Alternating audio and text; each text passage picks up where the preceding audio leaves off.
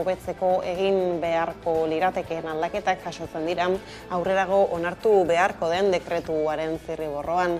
Aurrerantzean banakako komunak izango dituzten logela handiagoak espero dira batik bat. Ildo horretatik dekretuak zuzeneko arretako langileen ratioak 15% handitzea jasotzen du eta pertsonal faltari aurre egiteko laguntzaileek erizainen zereginak egiteko aukera biltzen du. Horrez gain, eraikin berriei egoilerren muga jarriko zaien, ezingo dituzte 150 plaza baino gehiago izan, eta zaintza moduluetan antolatuko dituzte. Modulu bakoitzean gehienez, 25 egoilerrentzako plaza eskainiz. Helburu nagusia familia ingurunea sortzea da, eta zentroek modulu bakoitzari esleitutako langileak izan beharko dituzte egoilerrekiko konfidantza sustatzeko. Eguerdion guztioi, 12 pasata iritsita gurean gaur magazinari heltzeko unea, gaurkoan gizarte gaiak hizpide. Oraindik eraiki gabe dauden adinekoentzako zentroak eta gaur egun zabalik daudenak bereizten dira aurretik aipatutako dekretu horren zirriborroan dagoeneko martxan dauden erresidentziek plazen muga hori errespetatu behar izan ez dezaten. Aiera Durreta kazetariak azalduko digu. Aldaketak egingo ditu Jaurlaritzak sare egoitzetan. Pandemiak agerian utzitako egoera kritikoaren ondorioz, senideek eta langileek behin eta berriz egindako aldarrikapenen ondoren lakoak egoitzei buruzko beste dekretu bat iragarri du. Dekretuaren arabera, 150 egoiliar egongo dira gehienez egoitza bakoitzean. Laguntza plan personalizatuak bultzatuko dira, zuzeneko arretako langileen ratioak 1,5 handituko dira, eta gelak handiagoak izango dira besteak beste. Dekretuak Arabako, Bizkaiko eta Gipuzkoako 450 egoitzari eragingo die eta 6 urte izango dituzte erreforma horiek egiteko. Erresidentziak 3 urtean behin ebaluatuko dira modu integralean. Hala ere, dekretuak bereizketa egiten du oraindik eraiki gabe daudenen eta egun zabalik daudenen zentroen artean. Edonolare testua 2021an hasi zen parte hartze publikoko prozesu baten ondoren sortu da. Erabiltzailei, familiei, profesionalei eta sindikatuei zuzenduta besteak beste. Baina aurretik pandemiak areagotu eta kalera atera zuen egoiliarren, senideen eta langileen ezinegona. Arreta tamalgarri zein horregatik. Izan ere, Jaurlaritzaren txosten batek egiaztatu zuen langile gutxiago zeuden zentroetan egoiliar gehiago hil zirela. Sektoreko langileek greba indartsuak egin dituzte azken urteotan herrialde guztietan, eta lan baldintza eta arreta hobeak eskatu dituzte. Eta horien ondorioa izan dira lanitunak berritzea batetik eta aipatutako dekretu berria bestetik. Frantziar Asamblea Nazionalak errefusatu egin du astelehen honetan UPS ezkerreko koalizioak Emmanuel Macronen gobernuaren aurka aurkeztutako azken zentsura mozioa, pentsioen erreforma onartu eta erretiroa hartzeko adina 62 urtetik 64 igotzea jasotzen duena. Bozketaren amaieran, Jael Braun-Pivet Asambleako presidenteak iragarri du aldeko 429 boto jaso dituela, baina gehiengo osoa lortzeko 489 behar zituen.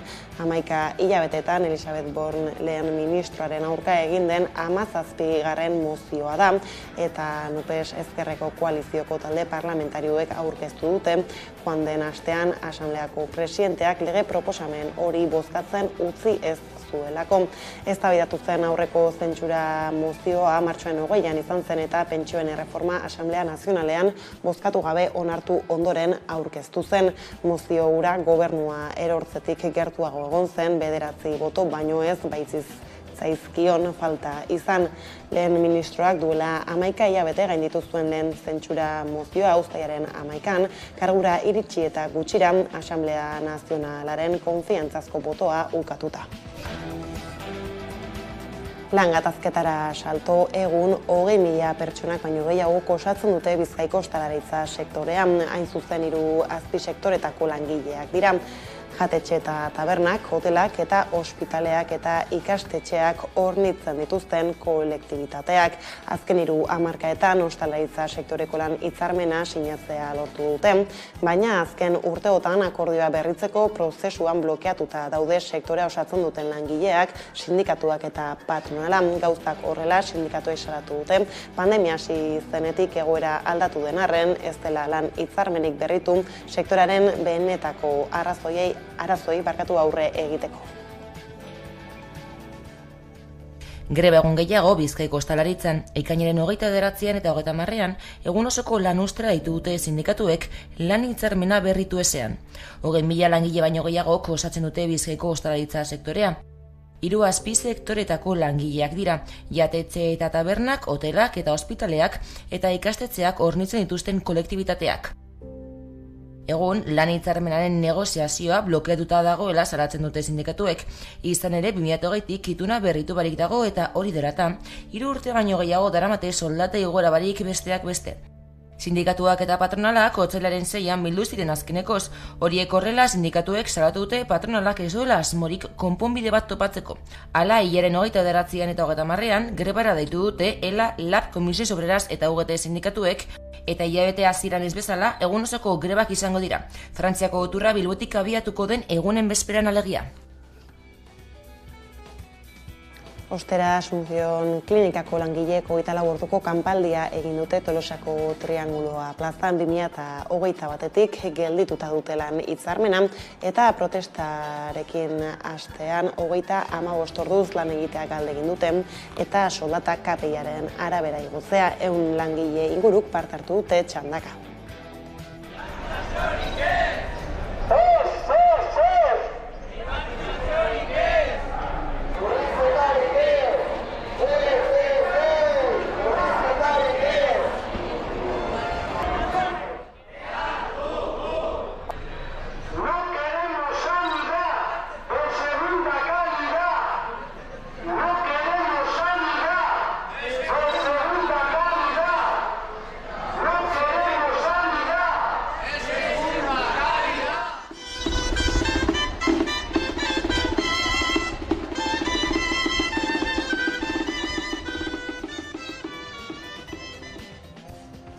Bestaldetik Michelin enpresako zuzendaritzak lan hitzarmena negoziatzeko bilera deitu du astearte honetan Gasteizko lantegiko sindikatuak eta zuzendaritza Burgosen bilduko dira.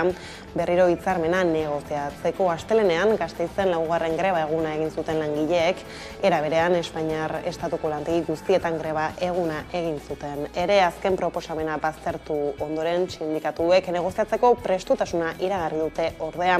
Zuzendaritzak prozesua blokeatzen badu aurre ikusita daude beste 2 greba egun ekainaren 19an eta 20an. Astelehen honetan Gasteizko lantegiko langileek 4. greba eguna egin zuten. Lanuzteek 185ko jarraipena izan zuten.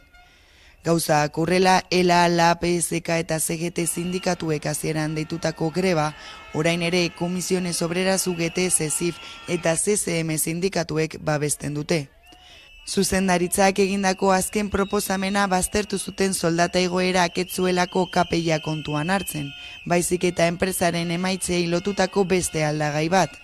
Gainera horrekin batera sindikatuek eskatzen dute lanaldia murriztea eta enpresaren soldata eskala bikoitzak kentzea. Zuzendaritzak aste arte honetarako lan hitzarmena negoziatzeko deia egin du Burgosen goizeko 11etan.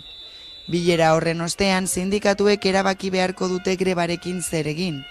Momentuz negoziazioak aurrera egiten ez badu aurre ikusita daude 2 greba egun gehiago, hilaren 19an eta 20an hain zuzen ere. 4 greba egunetan oso jarraipen ona izan dugu eta indarrarekin goaz. Ia ber enpresak zer egiten duen, baina ez dakigu zer egingo duen, zer esango digun. Pasaden ostiralean ezetza hemen genion eta orain ia ber zer esaten digun. Bestalde, Lasarte Oriako Michelineko lantegiko langileak euren kabuz negoziatzen ari dira. 4 greba egun egin zituzten pasaden astean, ekainaren 2tik 5era. Zuzendaritzaren azken proposamenari uko egin ondoren. Eta Araban garela 4 urte eta 7 hilabete arteko espetxe zigorrak eskatu dituzte Tubacexeko auzipetuentzat ekainaren 15ean eta irailean epaituko dituzte Tubacexeko lan gatazkan atxilotutako langileak. Ertzaintzak izandako jokabidea salatu du langile batzordeak eta protestak iragarri ditu auzipetu guztiei babesa emateko. Tubacexeko greba mugagabearen testu inguruan antolatutako mobilizazioen harira 7 pertsona epaituko dituzte eta fiskaltzak guztira 20 urteko kartzela zigorrak eskatu ditu haientzat. Akusatuak mobilizazioetan identifikatutako, salatutako eta atzilotutako herritarrak dira. Horietako batzuk Tubacexeko langileak dira, baina baita Aiaraldeko bizilagunak ere. Alde batetik 3 langileri 36, 21 eta 18 hilabeteko espetxe zigorra ezarri dizkiete. Desordenak eta agintaritzaren kontrako erasoak leporatuta. Beste alde batetik 3 herritarrentzat 4 urte eta 7 hilabeteko kartzela zigorrak eskatu ditu fiskaltzak, Zaratzoko pikete gertakariengatik, beste 6 lagunekin batera. Horrekin lotuta 2022ko azaroan Aintzanen Mendia epaitu zuten eta azkenean absolbitu zuten. Gauzak horrela, LAB sindikatuak kriminalizazio estrategia dela salatu du eta prozesu judizialen auzipetutako guztiak absolbitzeko eskatu du. Horretarako igandean ekainaren 11an agerraldi masiboa antolatu dute Laudioko lantegiaren aurrean, eguerdiko 12etan. Laneko arroparekin bertaratzeko deialdi berezia luzatu dute. Eta epaikete Zaldibarko Luiziaren harira, zabortegiaren jabea zen Berter Recycling enpresako arduradunek Durangoko epaitegian deklaratuko dute datorren ostegunean. Egun horretan, Zaldibar argitu plataformak epaitegiaren aurrean elkartzeko deia zabaldu die herritarrei udane arbeo. Zaldibarko zabortegiaren jabea zen Berter Recycling enpresako arduradunek Durangoko epaitegian deklaratuko dute ostegunean, ingurumenaren kontrako delituak aztertzen dituen auzian. Egun horretan goizeko 11:30 Zaldibar argitu plataformak epaitegiaren aurrean elkartzeko deia egin du.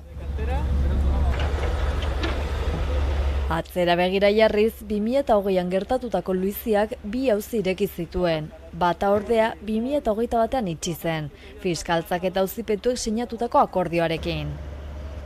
Berter Recycling enpresako ordezkariak zuhurtzeari gabeko hilketa delituarengatik kondenatu zituzten, eta akordio bat egin zuten fiskaltzarekin eta zabortegi amiltzean hil ziren langileen familiekin. Alegia Joaquin Beltran eta Alberto Sololuz ere senidekin. 6 hilabeteko espetxe zigorra ezartza adostu zuten 3 aldeek, eta ez zuten kartzelara sartu behar izan. Bigarren auziari dagokionez ingurumenaren aurkako delituagatik irekitakoa Durangoko lehenengo instrukzio auzitegiaren eskutan dago. Auzibide honek Jaurlaritzako zenbait teknikariren ardurak ikertuko ditu, baina Zaldibar argituk eta Euskal Herriko Eskubide Sozialen kartak iritzi diote instrukzioa luzeegi doala. Hondamenditik 3 urte eta 4 hilabetera Eusko Jaurlaritzako inork ez du deklaratu epaiaren aurrean. Gaineratu dute hainbeste denbora eta gero Eusko Jaurlaritzako inor epaitegitik igaro ez izanak berak lausotu egiten duela haien erantzukizuna hondamendian, zuritu egiten duela, 2. edo 3. mailako balitz bezala. Durangoko epaitegiak 2 aldiz deitu ditu Jaurlaritzako teknikariak deklaratzera, eta 2etan bertan behera geratu da saioa, azkena apirilaren 20an, epaitegietako grebaren ondorioz. Hori ala hurrengo hitzordua ostegunan dute Durangoko epaitegian.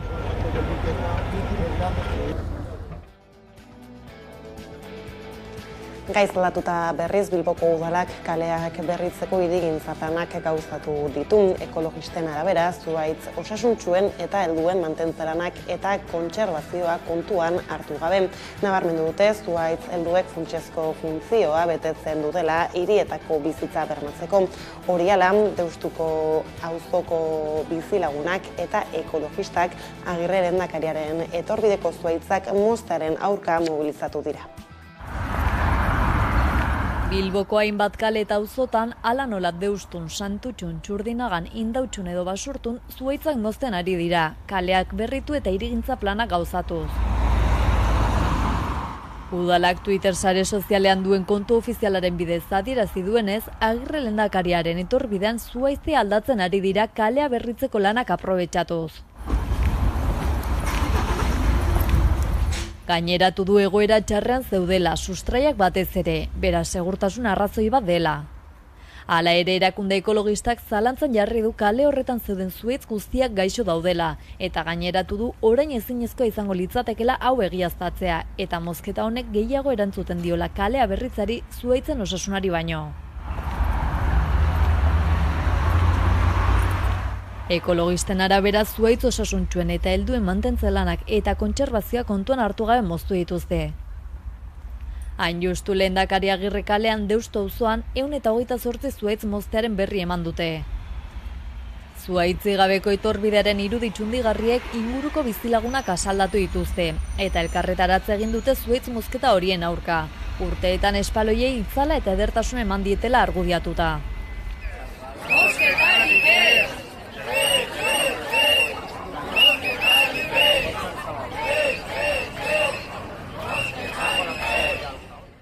Udalak euren egitasmoak berrazter ditzan eskatu dute, espezie autoktonoen landaketa sustatzeko eta kaleak berritzeko edo egokitzeko planetan zuhaitzen presentzia nabarmena duten eremuak jartzeko. Eremu bakoitzeko beharretara ondoen egokitzen den espezie autoktonoa bilatuz.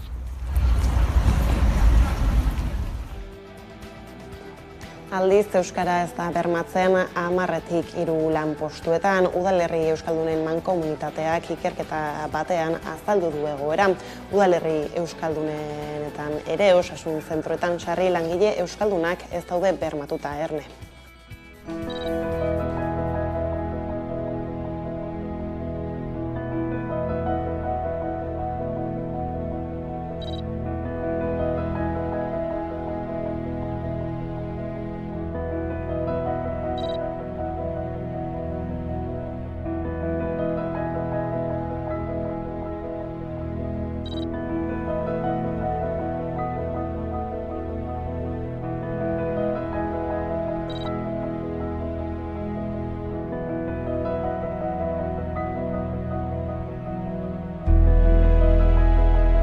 Udalen eta udalerrien euskalduntzea, euskal hiztun komunitatearen ahalduntza eta sentsibilizazioa eta udalerri euskaldunen zaintza eta garapena. 3 horiei behar bezala erantzutea, estrategikoa da UEMarentzat, udalerri euskaldunek aurrera egingo badute eta arnasguneak bizirik mantenduko baditugu.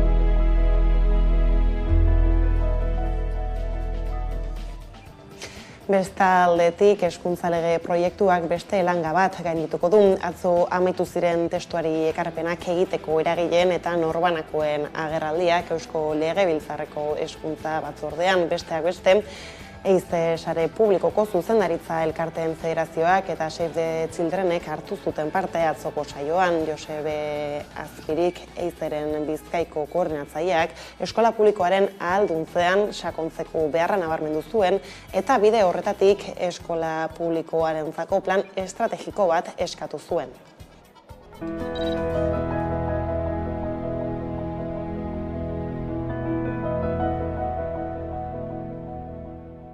Azken urteetan ematen ari den eskola publikoaren ahalduntzean sakondu nahi dugu. Behin eta berriz aldarrikatu izan dugu, hezkuntza sistemaren ardatza izan nahiak. Behartzen gaitu konpromiso hori hartzera, ariketa autoexigente baten bidez. Barne dinamikai begirako exigentzia maila hori bera, bilatzen dugu kanpoan ere.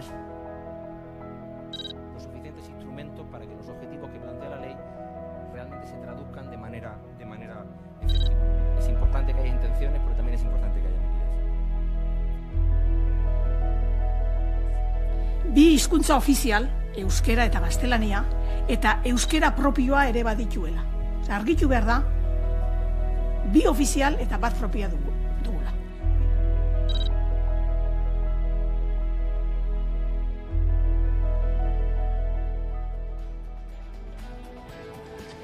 Honekin politika arlora salto, Iruñara joko dugu orain bertan baita Leire Martinez lankidea, lurraldeko azken berriak gure ganatzeko. Kaixo, Leire, eguerdion. Kaixo berdin, Karol, ikusi duzu hemen zelako giroa dugun udaletxe plazan, nabaritzen da bai, hilabete eskas falta delako Sanferminetarako, eta oso egun guti ere bai, hauteskundeen emaitza zirraragarri hori jasotzeko. Hortziralean osatuko da parlamentua eta hauteskundeak izan zirenetik, negoziak eta betean jarraitzen dute alderdiek. Negoziaketaren txandaren bigarren bueltan gaur berriz bilduko da PSN, EH Bildurekin, eta PSN-eren arabera bilera protokolozkoa izanen da. Iruñeko udalari dagokionez ordea, larun batean eratuko da, eta goera Nafarroko parlamentuaren antza du. PSN-ek betoa mantentzen dio EH Bilduri, eta Joseba Asironek atzo prentsaurreko batean adierazi zuen akordiorik lortzen ez bada eskuinak berriz gobernatuko duela Iruñean. Gogora dezagun EH Bildu izan dela indar aurrerakoien artean bozka gehien lortu duen alderdia 130ko bozkekin, eta naiz eta orain arte elkarrekin lan egin duten PSN-ek errandu ez duela haiekin taldea osatu nahi. Printzipio demokratikoa errespeta dezan eskatu zuen atzo Joseba Asironek.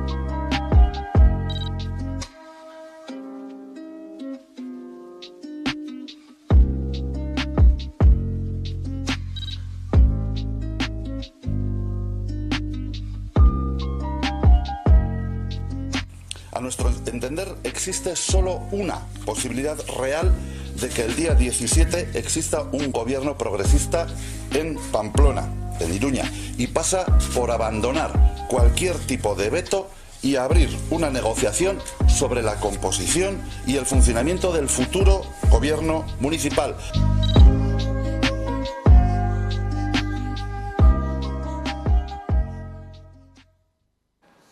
Bada, gobernu osaketen bueltako informazio gehiagoren esperoan leire gaiz aldatutan, goiz honetan aurkeztute Nafarroa oinez jaialdiko kantua eta bideoklipa etxarriaran atzen izango da urriaren 8an, ezta?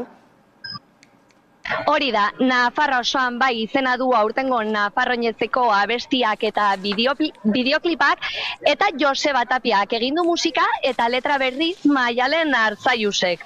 Olaia Intziarten, Nerea Erbiti, Maire Eransa, Leire Letu eta Kristina Arantzabe izan dira kantua paratu dioten kantariak. Abestiaren gakoa, zonifikazioa salatzea eta euskeraren ofizialtasuna eskatzea izan da Nafarroa osoan. Aldarri honekin batera, Sanferminetako oinezeko txoznagunearen kontzertuak iragarri dituzte. Horien artean, Brigade Loko, Sofokaus, Nafarroa 1912, Onkixin, Isa Sakara, DJ Bull edo Baietz taldeak izan dira edo arituko dira Nafarroinezeko txoznagune horretan. Eta bukatzeko gogora dezagun Nafarroinezeko hitzordua urriaren 8 izanen dela etxarri aranatzen. Nafarro osoan bai!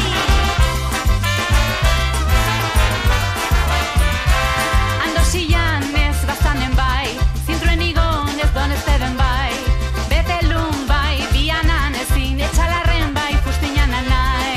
Urbasata handia beriain aralar, menditartean elkartuko gara, arakili baian igerian, buruak gorputak paskatuko dira. Gaztelu berrin ez duteran ezin, lekun berrin bai esan ere nahi, losarko zen ezin da ez da mainerun ere, altsasun oski leitzan ere bai. Urbasata handia beriain aralar, menditartean. Ondo da, Leire, bada honekin hemen utzi behar dugu konexioa, eskerrik asko eta hurrengora arte. Ederki, izan ongi. Eta festez gabiltzala arabara hueltan, Gorka Ortiz de Urbinak eta Elisa Ruedak jasoko dute 2022ko urrezko zeledon. Ortiz de Urbinak gaur egungo zeledonek eta Rueda poetak saria jasoko dute. Datorren irailean Teatro Principal antzokian 20 hautagaitza izan dira aurten saria. 1972an jaio zen bere zerbitzuen bidez lurraldean handitzen dutenak saritzeko.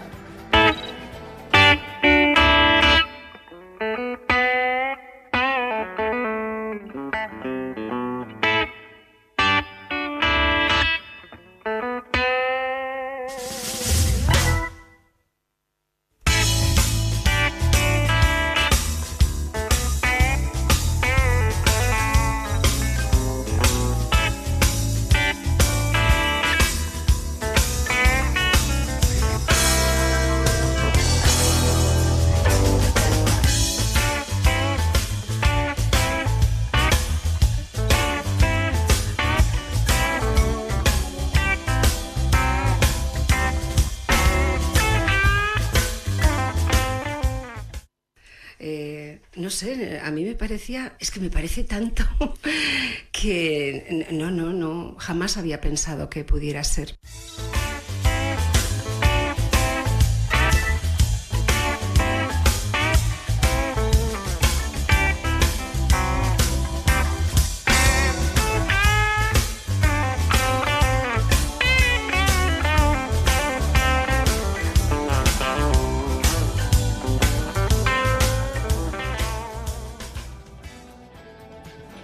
Eta bukatu baino lehen kirola arlora salton, uztailaren 29 mugarri izan daiteke Euskal Pilotarentzat. Nazioarteko Pilota Federazioak ezohiko batzarra egingo du Mexiko hirian, eta horretan bozkatuko dute Euskadiko Federazioak kide izateko estatutuak aldatu edo ez.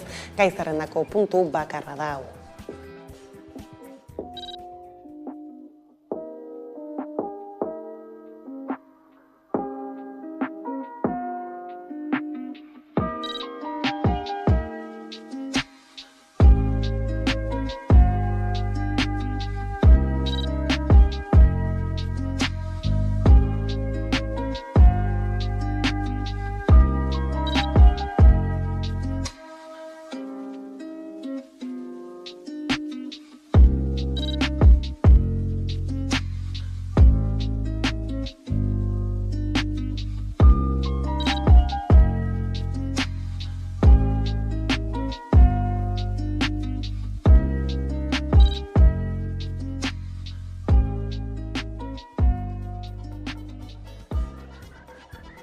Eta gauzak horrela direla iritsi da gurean gaur magazinaren lehen atalaren bukaera, eguneko elkarrizketa nagusiari heltzeko laster gara bueltan. Atalontan, bertako laborantzaz, bertako elikagai ekoizpenaz arituko gara. Kilometro zero kontzeptuak oso ezagunak dira, bertatik bertara. Baina zein da bertako laborarien egoera? Edo gure etxeetan zer da jartzen dugun elikagaia? Bertakoa?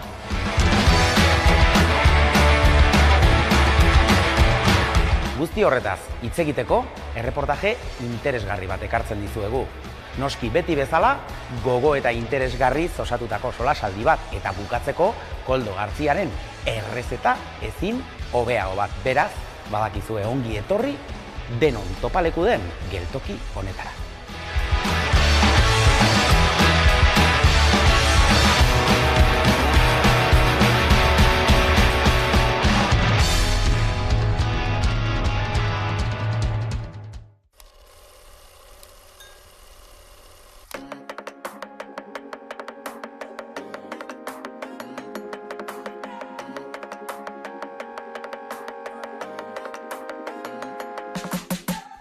Esan zerbait erantzun bai, egon lasai, begiratu zer daukadanik barnean, ez du eratu azalean.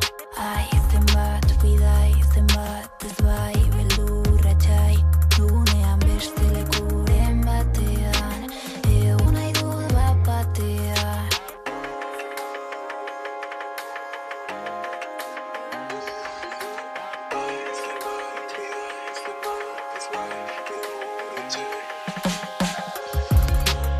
Berandu da baina garaiz,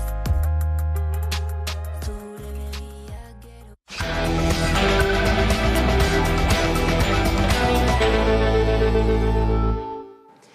Bada 12:00 iritsi direla, heldu zaigu eguneko elkarrizketa nagusiari heltzeko unea, eta horretarako hemen dugu gurekin Josu del Campo, Aritik hiria egitasmoko kidea, ondo etorri gurera.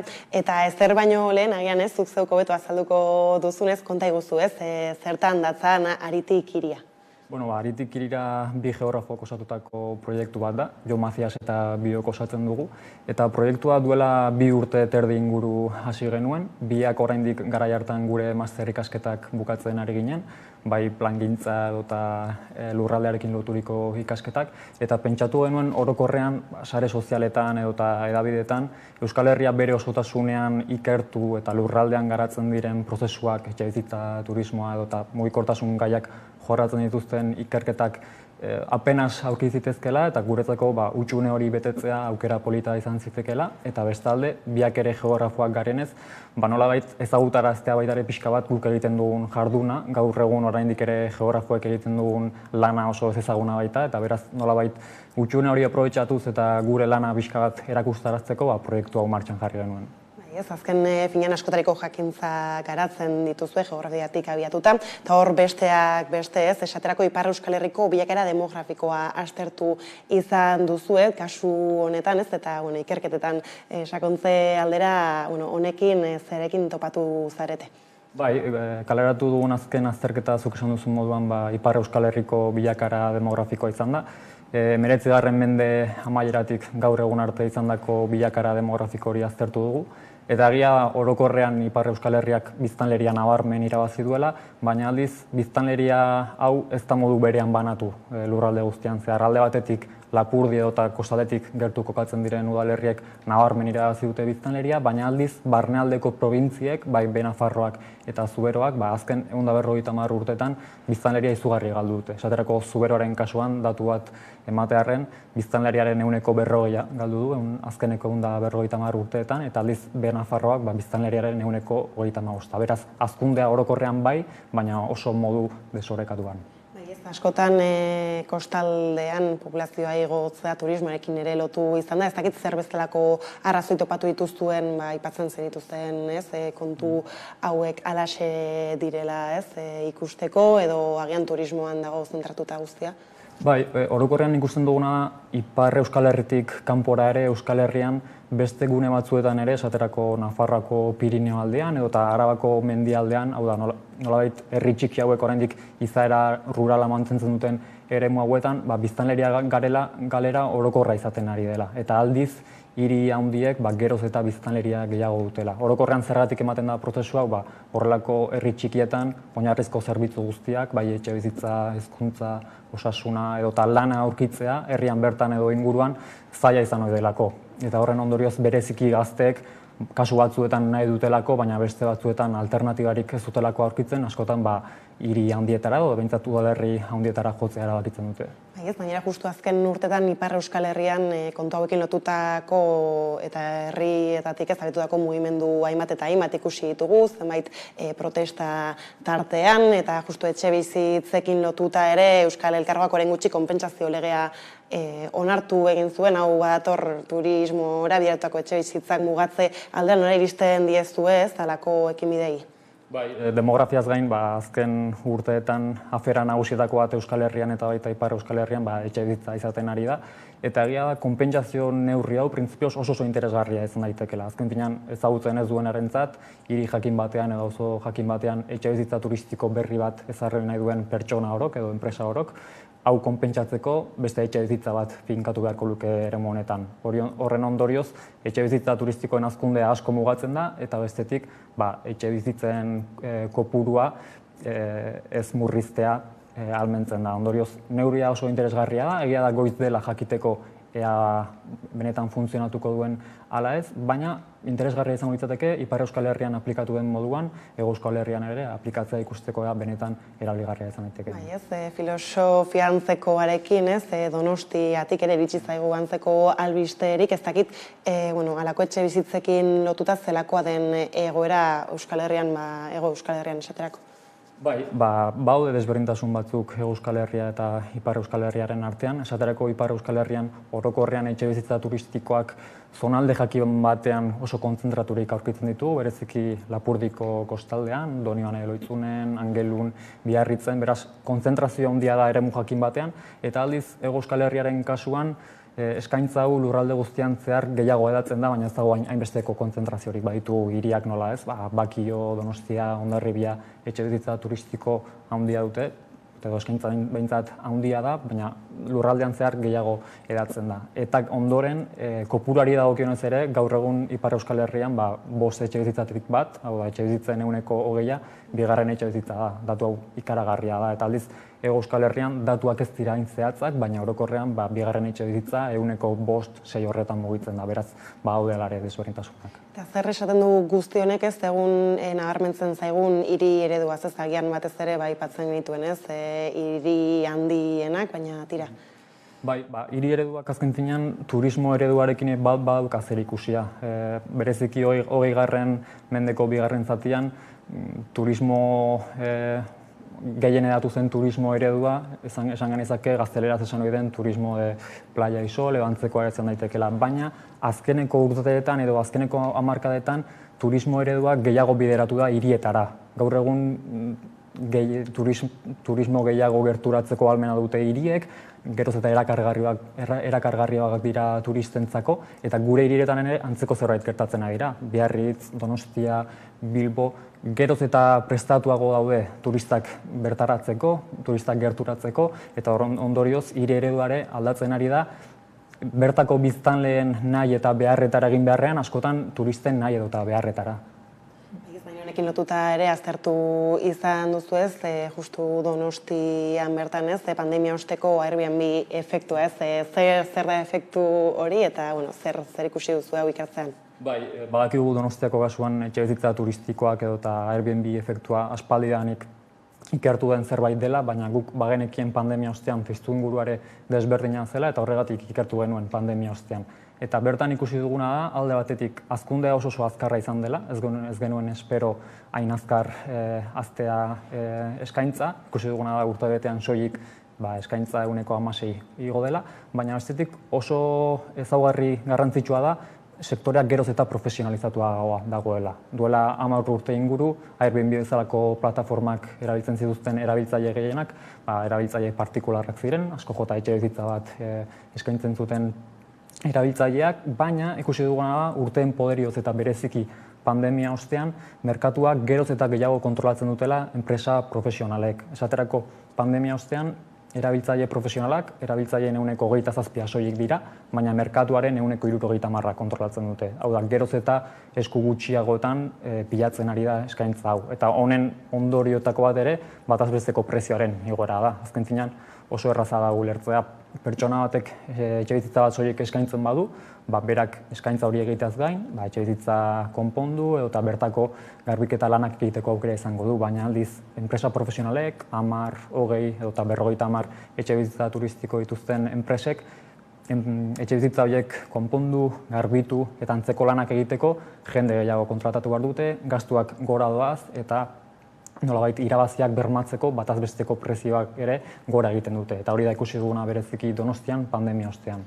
Esango zenukete halako ereduak goia jodula nolabait Donostian bertan, orain gitxi ere ez lehenago aipatzen nuen nola eneko goiak ere iragarpenik egin duen turismora bideratutako etxe bizitzak mugatze edo obrak edo mugatze aldera, ez dakit aurretik aipatzen genuen iparraldeko neurri horrekin alderatzerik dagoen? Ikusi dezakeguna alde batetik Ipar Euskal Herrian hartu den neurri hau nolabait estrukturalagoa dela eta aldiz Donostian hartu dena behin-behinekoa soilik da. Horren ondorioz eragina izan dezake baina oso epe motzean eta Donostiako kasua gertutik ezagutzen dugunez, gu pentsatzen duguna Donostian ere hartu beharreko neurriak askoz ere strukturalagoak direla eta ez behin-behineko petatxu batzuk. Azken finean, esan bezala, eragina orain izan dezakelako urrengo hilabeteetan, baina Donostiako kasua ezagututa, gaur egungo eskaintza hori eteteaz gain, burrizte ere beharrezkoa izango delako eta horretarako Donostian hartu behar diren neurriak ere askoz ere strukturalagoak direlako. Eta aipatu ez dugun gainera buruei erreparatuta esaterako, ez? Batean orain aipatu dugu, ez? Adibela goia jotzen badabilela, baina bestetan haien oraindik bide horretan dira, edo nola erreparatzen dizu, ze bilakaera izan dezakete? Ikusten duguna, oraindik ere eskaintzak hazten jarraitzen duela, baina dagoeneko eskaintza hain handia denez, erritmoa pixka bat jaitsi egin dela, baina aldiz Bilbo bezalako hirietan ikusten duguna da, hazkundearen erritmo askoz ere handiagoa dela. Eta gainontzeko hirietan eta lurraldeetan ere azken finean ulertu behar dena da Booking, Airbnb bezalako enpresek asko erraztu dutela gaur egun etxe bizitza turistikoen salerosketa hori eta harreman hori gaur egun klik baten bidez edozein hiritako etxe bizitza turistiko bat alokatu dezaket, beraz oso erraza da eta gainera oso errentagarria enpresa hauentzako. Horren ondorioz Donostiako kasua aipatu dugu, Bilbokoa ere bai, baina orokorrean lurraldean zehar asko hedatzen ari den modelo bat dugu. Ordea, eta honetaz aparte lotura ere badu noski, ez? Euskal Herriko kilometro karratu populatuenak zeintzuk diren ere aztertu izan duzu, ez? Orain Bilbotaz aritu zarela, ez zer nabarmentzen zaigu hemen. Bai, guk orokorrean Twitterren bi formatu erabiltzen ditugu, alde batetik aria, eta ariei daukinez bai gehiago jorratzen ditugu edukiak. Etako bat, iria mapan da. Eta bertan publikatzen ditugu bitxikeriak edo antzeko mapak. Eta zuk aipatu duzu moduan, kilometro karratuen inguruan ere Euskal Herriko kasua ikertu genuen, eta ikusten dena da kilometro karratu populatuenak, orokorrean Hego Euskal Herrian kokatzen direla, eta bereziki Bilbo handiaren inguruan. Eta zer baldintzatzen du dentsitate handiko eta basuko zonaldeen kokapena bera?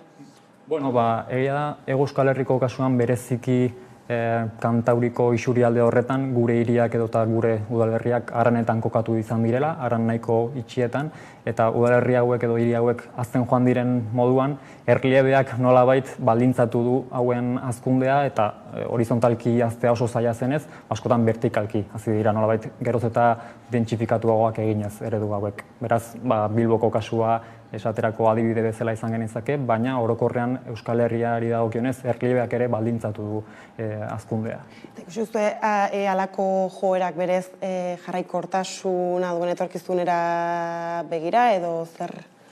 Orokorrean egia da, Estatu Batuetatik hasitako esprole eta hiri barraiatze hori Europara ere iritsi zela azken urteetan eta bereziki iparraldean, baina baita Euskal Herriko beste eremu batzuetan ere, erliebeak hori ahalbidetzen duen eremuetan ikusi duguna da, gaur egun hiriak erdialdetik hasi beharrean perifererarantz hazten ari direla, gehiago zabaltzen ari direla eta eremu dentsuak ez, baizik eta dentsitate baxuko eremuak geroz eta ohikoak direla Euskal Herriko eremuetan ere. Eta honek baitu, ez dakitez, positiboa edo negatiboa den edo zelako onurak edota dituen? Berez, dentsitate altuko eremuak edo dentsitate baxuko eremuak ez dute onurarik edota kalterik esplizituki, baina egia da orokorrean hirietan edota udalerrietan dentsitate altuko eremuetan askoz ere errezagoa dela erabilera anitzeko eremuak aurkitzea, hau da.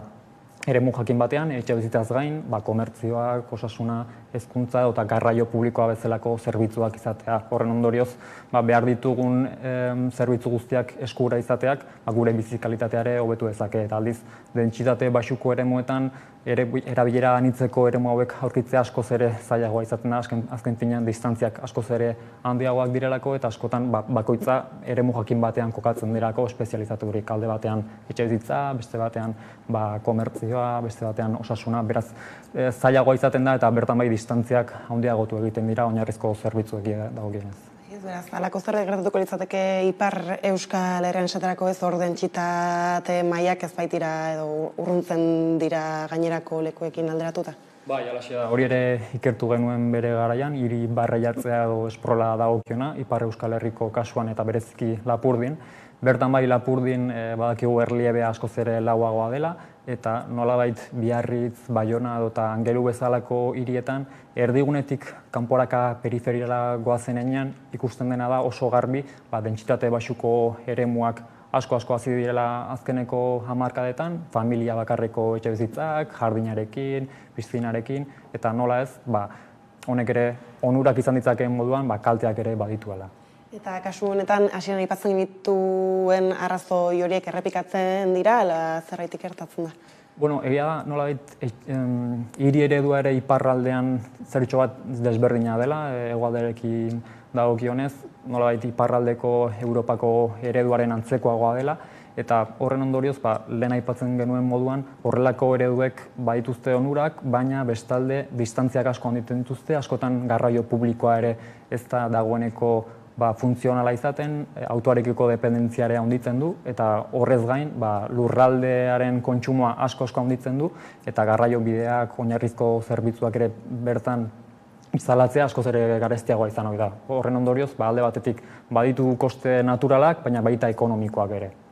Ez, orain nahi naiz pentsatzen ez nola hasieran aipatzen zenuen geografiatik abiatutako lanak, azuen ez ditugula ezagutzen, agian ez dakigula ondo ez, zer nolako beharrak egiten dituzuen, eta ikusten da ez oso lotua badagoela pertsonon bizitzarekin erabat ez, egunerokotasunarekin eta batez ere ez, hiri ereduak guri ere nola eragiten digun.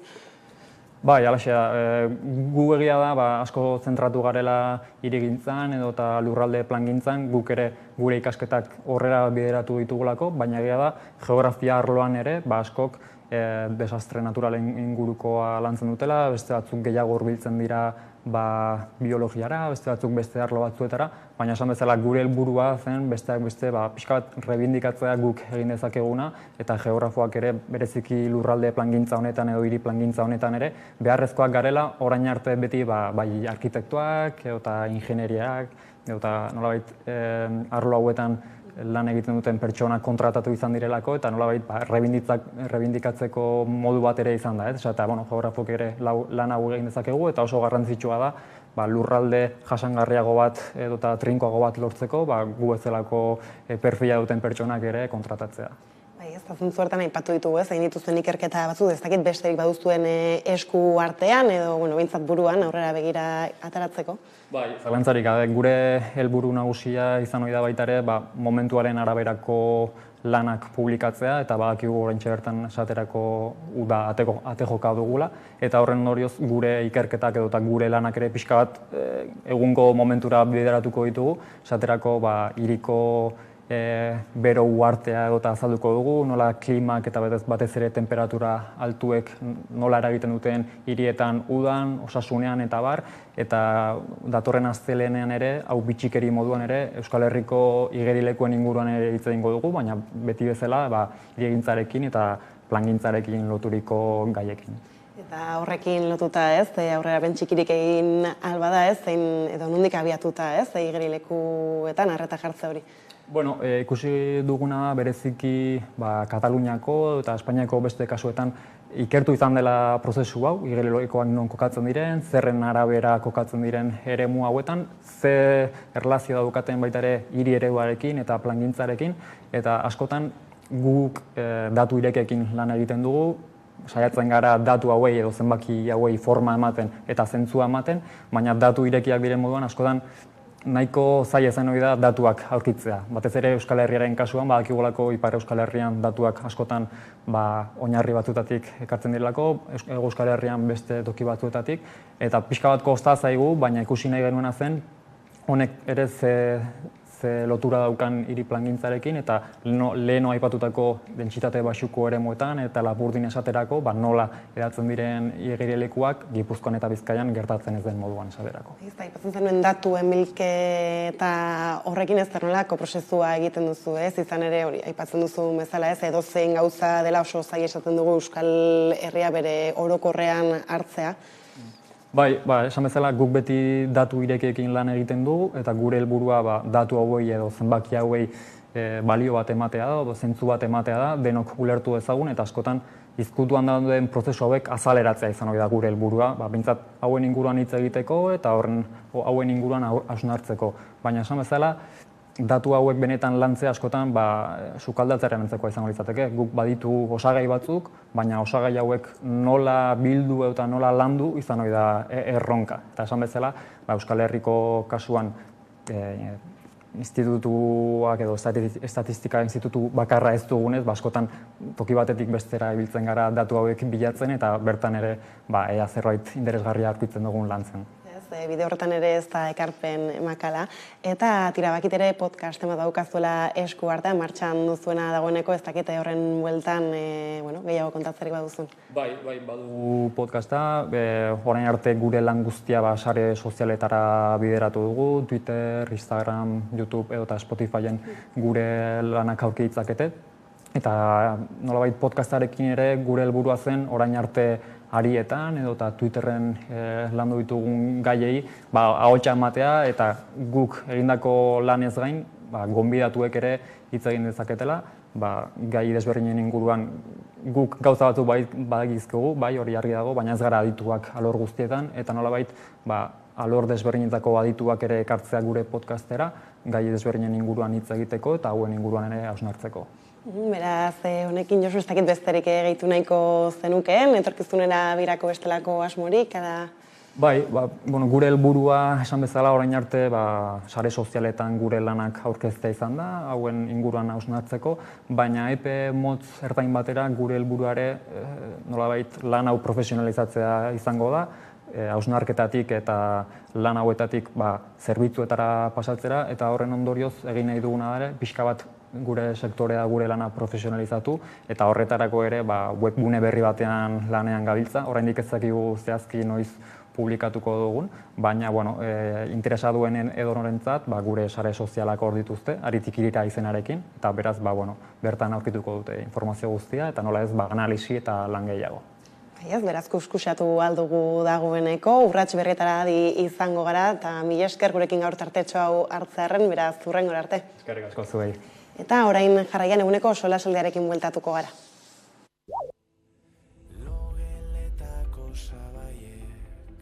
2017an Ekitarrak kirol taldeak saskibaloi proiektu inklusibo bat martxan jartzea erabaki zuen. Ekitea deitu zion. Azken 3 letra horiek tea buruzkoak dira. Espektro autistaren nahasmendua. Ia kide guztiak autistak dira. Gainerakoek desgaitasun intelektuala dute. Ekitearen helburua da neska eta mutil horiek ahalik eta modu autonomoenean jolasteko gai izatea.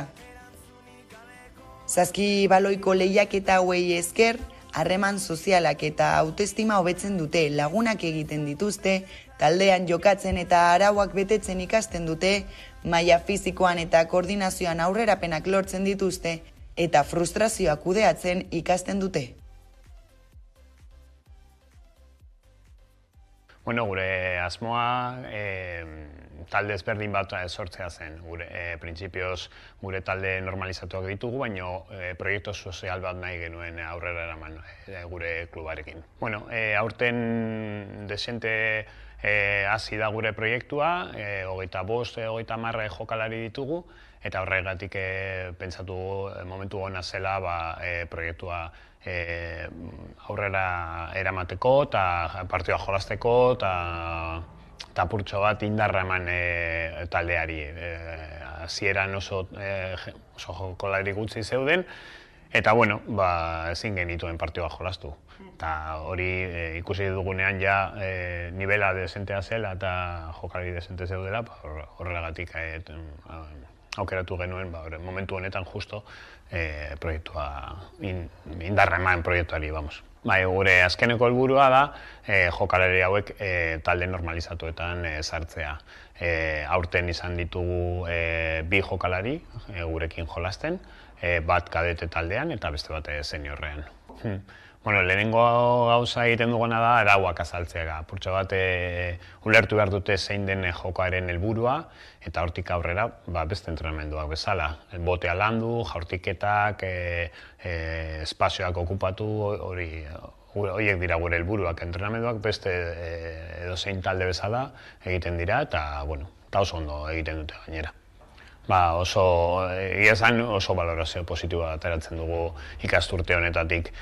Talde askorekin jolastu dugu, pasan ekainan hasi ginen Bilbon jolasten txapelketa bat, eta hortik aurrera ez du elitu. Talde normal esatuen kontra jolastu dugu, eta primeran pasatute batez ere jokalariek, eta beraien progresioa oso ona izan da. Tentsioa,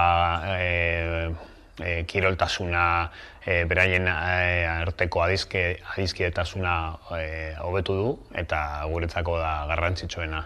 Beraiek pozik ikustea, eta gero irabazten bada hobeto, baina ez du gehi inporta. Oso beharrezkoak dira, zeren ez daude aukera anitz hauentzako, eta talde gehiago sortu beharko lirateke Euskadi mailan. Sánchez zaizkiz kanartaz asko. Eta ze talde? Ekitea. Kontatu nola den taldea, zenbat dela? Aitor Iban, los gemelos, Bikiak, Jerai, Izaro, Kagamutia, Erik, Nagore, entrenatzailea. Eta nola dira entrenamenduak? Zer egiten duzue? Kanasta sartu. Eta hori zuri gehien gustatzen zaizu? Gehien, bai, mila esker, oso ondo. Saskibaloian asko gustatzen zait. Biko LeBron James asko zaitu jugatzea baskibola eta asko jolastu dut. Baina asko gustatzen zait. Jokatzea eta entrenamentuak. Biak, ez? Bai, jolastu duek. Naiz ekitea, Endika, Etori, Iban, Gorka, etc. Denbora asko jolastu dut.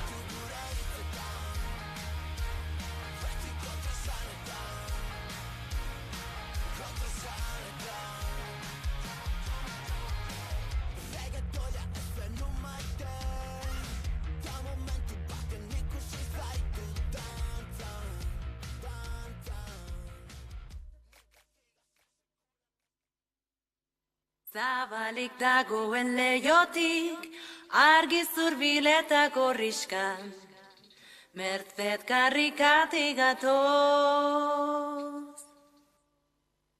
Potolik ito alain ezkerreko orman, Txitxanen aurka haurzak, Potoli eta ardoa, Potoli nixibaren pertzan. Potoli trafikoa zuzentzen, Kotxerik ez eta neska mutilak ibilgailu, Madalenako pasareletan, La bancada zodol ustua.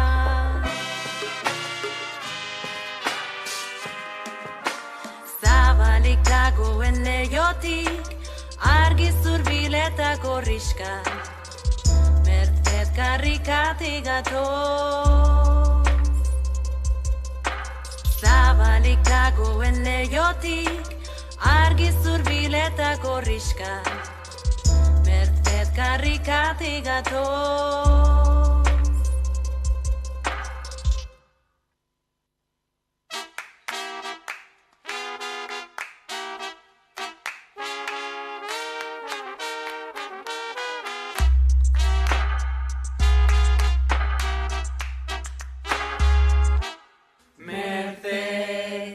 Karrikatik gatoz.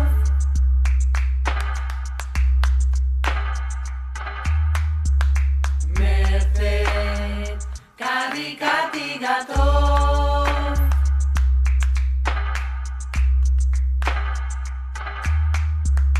Mertzet karrikatik gatoz.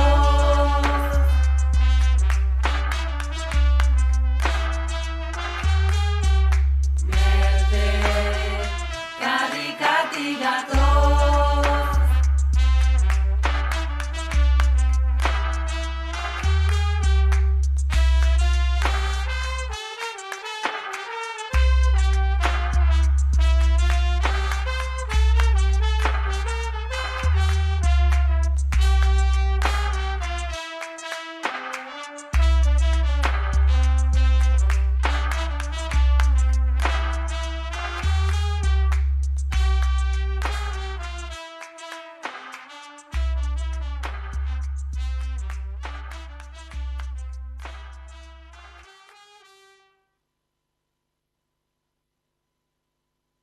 Atalontan, bertako laborantzaz, bertako elikagai ekoizpenaz arituko gara. Kilometro zero kontzeptuak oso ezagunak dira, bertatik bertara. Baina zein da bertako laborarien egoera? Edo gure etxeetan zer da jartzen dugun elikagaia? Bertakoa?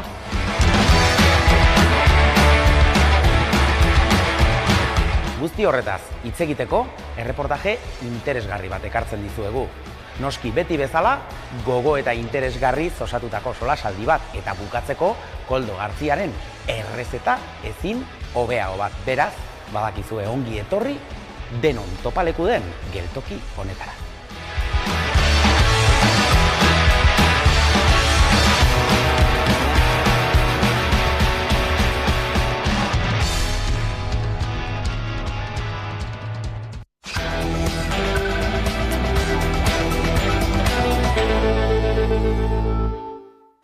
Bada ordu bata iritsi dela heldu zaigu eguneko solasaldiari heltzeko unea, eta horretarako menditut albo banatan Maialen Ferreira eta Jonan ondo etorri.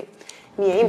Eta tira, hasteko lan gatazkez arituko gara, izan ere besteak beste Turraren atarian Bizkaiko ostalaritzak lanuzteak egingo dituela iragarri du. 29 eta 30 badaukagu bideo bat tira datu eta informazio gehiagorekin eta helduko diogu. Greba egun gehiago Bizkaiko ostalaritzan, ekainaren 29 eta 30 egun osoko lanuztera ditu dute sindikatuek lan hitzarmena berritu ezean. 20.000 langile baino gehiago osatzen dute Bizkaiko ostalaritza sektorea. 3 azpisektoretako langileak dira, jatetxe eta tabernak, hotelak eta ospitaleak eta ikastetxeak hornitzen dituzten kolektibitateak. Egun, lan hitzarmenaren negoziazioa blokeatuta dagoela salatzen dute sindikatuek. Izan ere, 2020tik ituna berritu barik dago eta hori derata, 3 urte baino gehiago daramate soldata igoera barik besteak beste. Sindikatuak eta patronalak otsailaren 6an bildu ziren azkenekoz. Horiek horrela sindikatuek salatu dute patronalak ez duela asmorik konponbide bat topatzeko. Hala, hilaren 29an eta 30an grebara deitu dute ELA, LAB, Comisiones Obreras eta UGT sindikatuek, eta hilabete hasieran ez bezala egun osoko grebak izango dira. Frantziako oturra Bilbotik abiatuko den egunen bezperan alegia. Tira, Bilbotik abiatuko den Turraren bueltan geroz eta berri gehiago eta arazo gehiago badabiltza, agertzen eta besteak beste ostalariek ere aprobetxatu egin dute euren aldarriak plazaratzeko. Bai, hala da, ez azkenean, makroebentuak edo horrelako ebentuak ekartzen ditugu, baina behiratu barik edo konpondu barik emengo egoera, ez? Eta langile asko die, ostalaritzakoak, die 20.000 pertsona eta azaldu dezutenez, bai, azpisektore batzuk daz. Hau da, gauza da, jatetxe edo taberne batean lan egitea, beste gauza bat oso erosberdina hotel batean, eta hirugarren azpisektorea die ospitalak eta ikastetxeak, ze bertako komedoretan eta bertako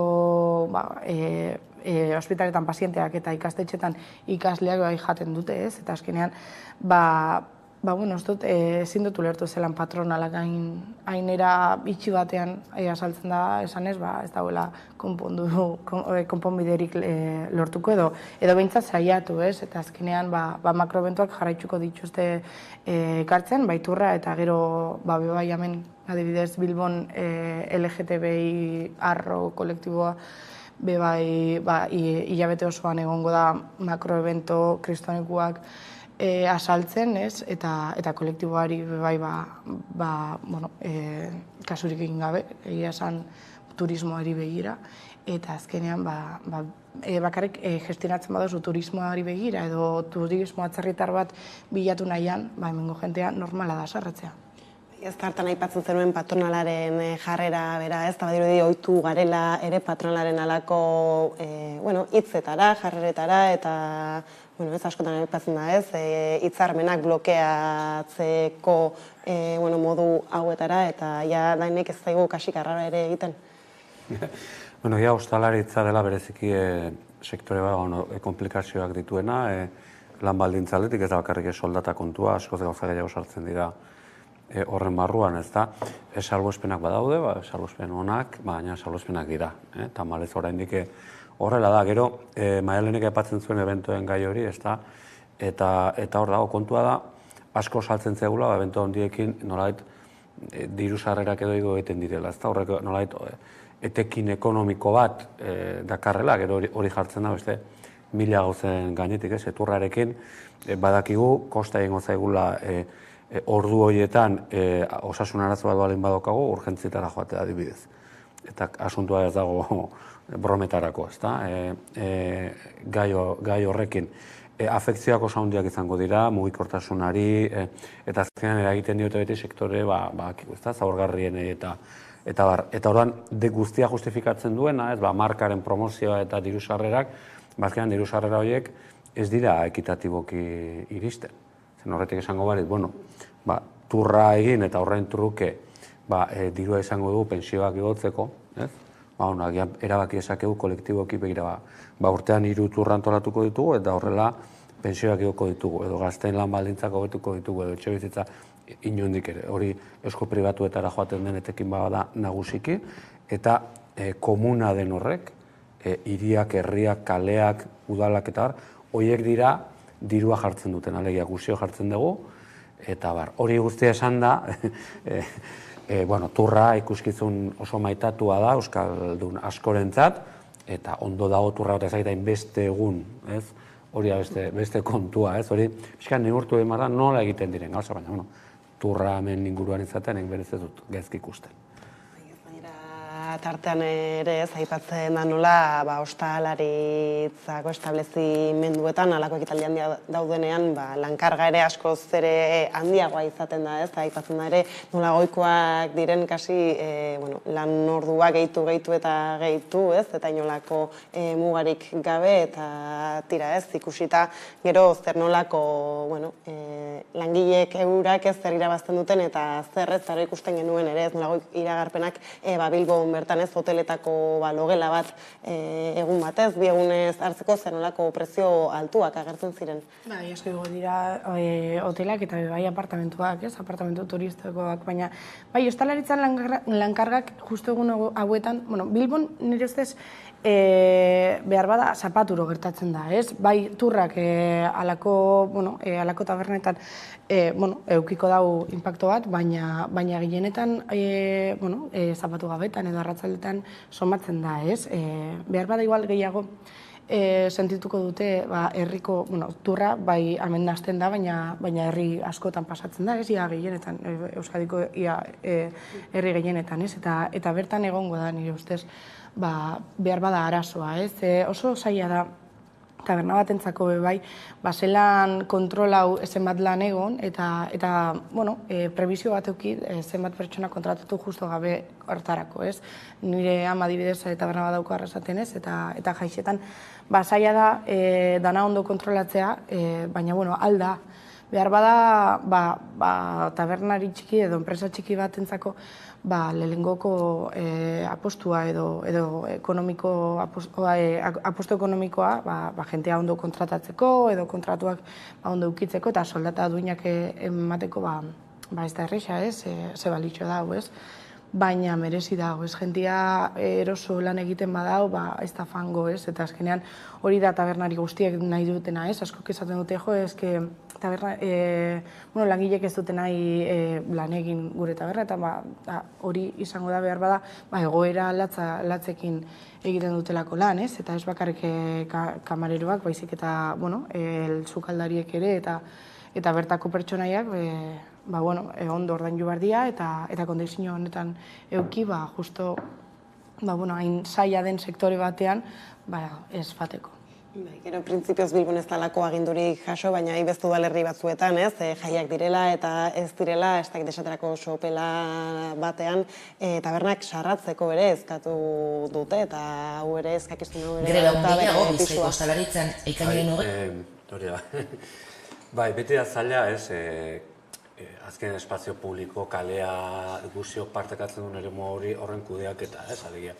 Tabernak baldin badaude, giroa dago, baina aldi berean bizilagunak kontra daude, haserre daude, eta agar, ez?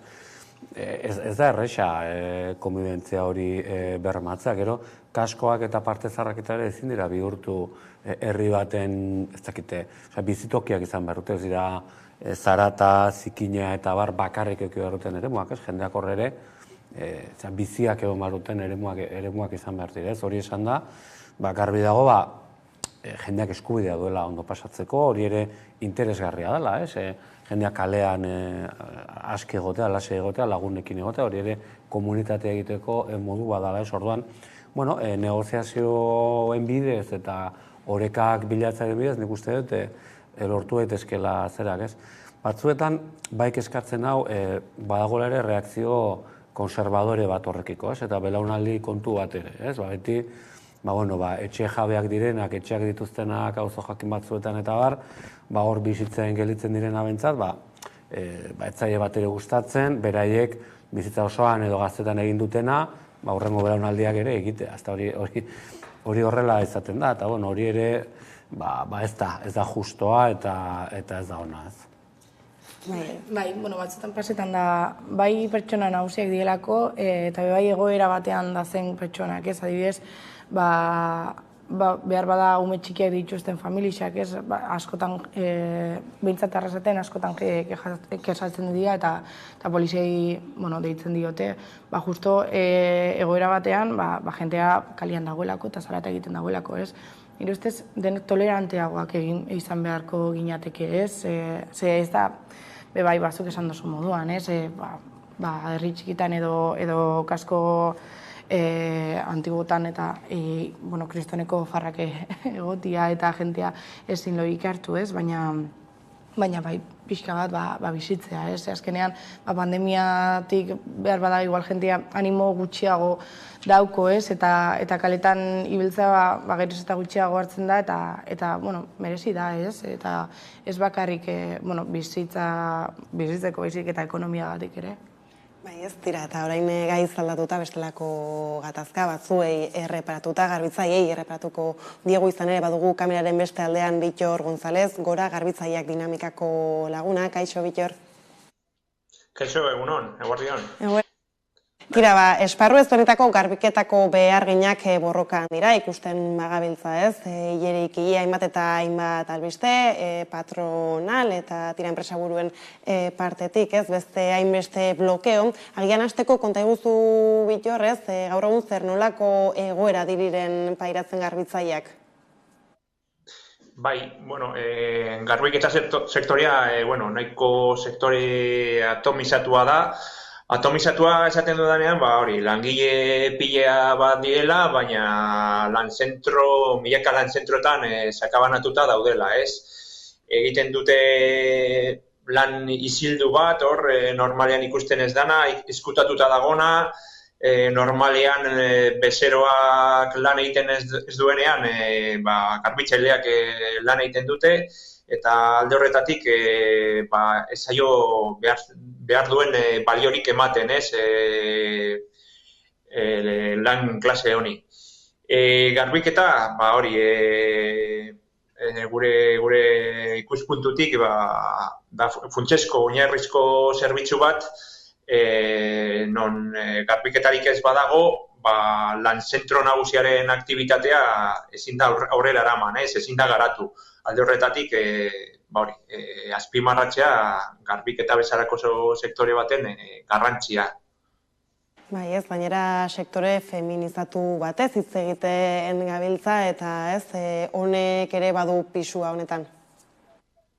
Bai, hala da, ez, lehen esan dudan bezala, da sektore ban ez zaiola bat ere baliorik ematen, eta gara non zergaitik eta gehiengo oso bat emakumeak direlako, ez da kasualitatea.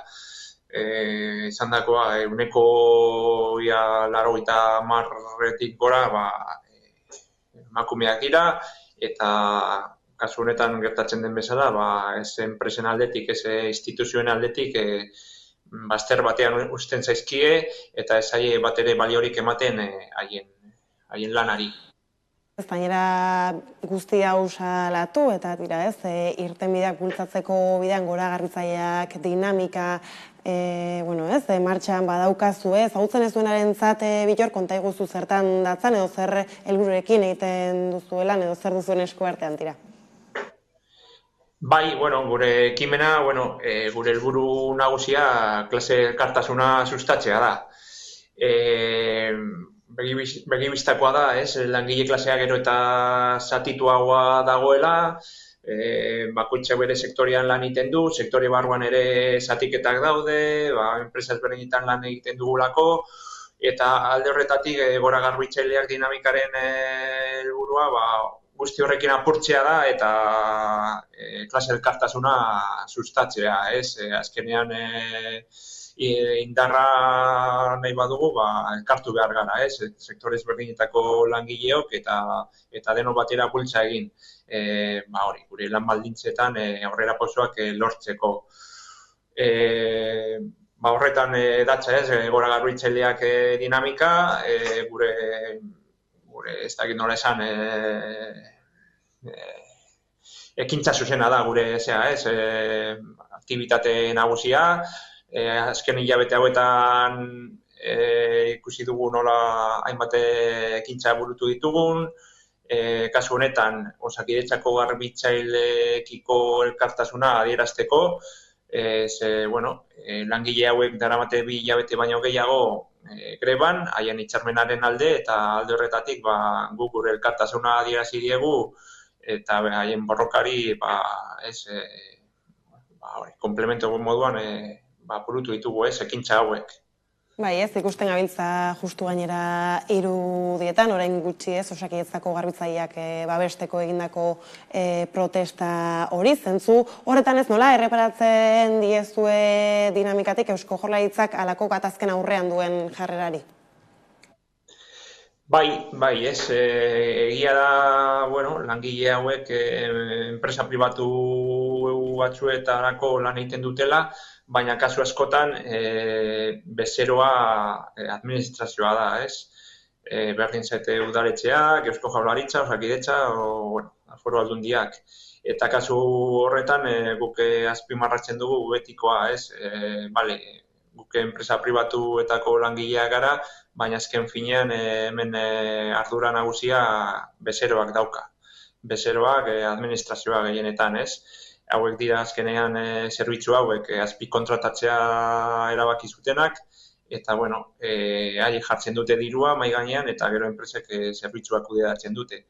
Eta lan gatazka bat dagoenean enpresekin, administrazioa hasiera baten beti beste alde batera begiratzen du, eskuak garbitzen ditu eta ez du ezer jakin nahi, eta tamalez behartuta gaude borroka egitera, entzunaraziak izan gaitezen administrazioaren partetik. Azken finean uste dugu arduradun politikoak, azken muturrean ardura nagusia administrazioa daukala, ez enpresa pribatuak.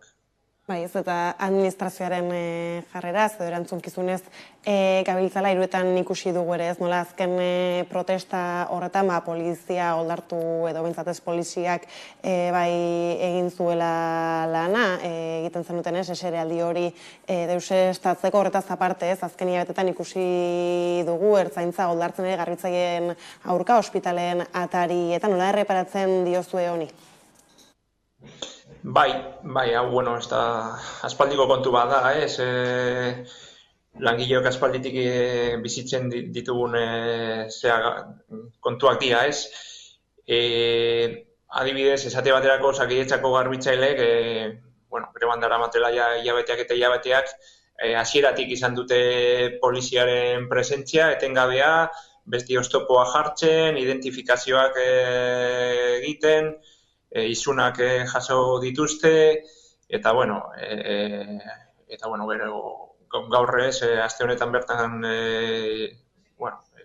Tubacexeko langileek iaz aurrera eraman zuten grebarien kontura, epaituak izango dira, eta zigorrak, eskatzen dien zigorrak nahiko bortitzak, orokorrean langile klaseak ez dago inoiz poliziaren laguntzarik izan alderantziz, eta alde horretatik salatzea, haien helburua da langilegoa kikiltzea, baina guk kontrakoa, guk uste dugu borroka dela langileok daukagun bide bakarra gure lan baldintzetan hobekuntzak lortzeko.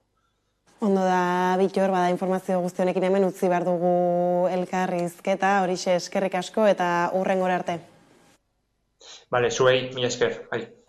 Tira, aipatzen zen tarteka nola azken finean garbitzaileak badiren enpresa pribatu ezberdinetako beharginak, eta ekimen hau nola suertatzen denez, guztiak batera helburu bertsuarekin borrokan jartzeko. Bai, eta oso ondo iruditzen zaize horrela ba igual indar gehiago jartzen dute, ez? Eta nire ustez badazela sektore batzuk ohituta, ez? Langile hauek, tratu desegoki bat eukitzen dutenean isilik egoten diela, ez? Ze batzutan, berak esan dago moduan, ez? Ikusezinak dira, eta besteon gauza garbitzen dituzte, ez? Eta azkenean, nire ustez ohitutagaz edo ohituta egondea ekonomia sistema osua, pertsona hori kasurik ez egitean, ez? Eta, ez zaie baliorik ematen, eta gehienak emakumeak dira, hortaz, merezi dau, ez? Kaletara irtetzea eta bere eskubideak defendatzea, ez? Ze azken aldi honetan, badaz emakume asko kalera urten diesenak, baina onjala urte asko isilik egon dira, ez, betidanik, ez. Eta, gero beste aldetik ertzaintzaren jokabida, ez zaite asko harritzen, ez. Azkenean, sektore hauen edo sektore batzuen aurka oso irmo jartzen dira eta oso violento jartzen dira, baina gero badaz beste protesta batzuk non ertzainak die protagonistak eta isilik eta geldi geratzen dira, ez, hortaz. Hor dago, ez, euren jokabidea. Ez, laster, bigarren puntu hori helduko diogu, baina ez, hasieran aipatzen zenuenaren aretik nola sektore feminizatuetako borrokak ez eta presentzia handiagoa bauten kaletan, eta nabarmena dela ez azken urteetan eman den aldaketa hori. Bai, zalantzari da, ez. Egia da, emakumeek historikoki beti hartu dutela parte lan gatazketan, ez da? Hori ere historiko izan den, ez eta eskutatua izan den, eta langile erakundeen barruan ere emakumei etzaien dagokien aitortza egin edo dagozkien ardurak eman, ez da? Baina langile borroka kolektiboa izan da, bai gizonek eta emakumeek egin dutena, ez? Hori nozbait kontatu beharko da behar da bezala, eta justizia osoarekin, ez? Netzat oso interesgarria da berak esan duen gauza bat eta langileak elkartzearen kontu hori, ez? Zeren kapitalismoaren fase honetan eta azkeneko hamarkadetan garatu dena da asko difuminatu dela nolabait langileen klase izaera horren mugak zein diran, ez? Eta segurazki ezkerreko ideologietatik eta marxismotik ere asko kostatu da, eta askorendik gaur egun asko kostatzen da klase sozialen teoria hori nola errealitate produktibo berrietara nola egokitu edo nola txertatu, ez? Eta nik uste hor badagoela bide zera bat egiteko ere, ez? Baina langileak elkartzena importantea, zergatik gauza badelako errebindikazio laboral zehaz batzuk edukitzea sektore bakoitzean, eta banator maialenekin, sektore batzuk bereziki errebindikazio behar hori daukatenak, baina elkartzearen indar horrek bihurtzen du arazo laborala dena arazo politikoa.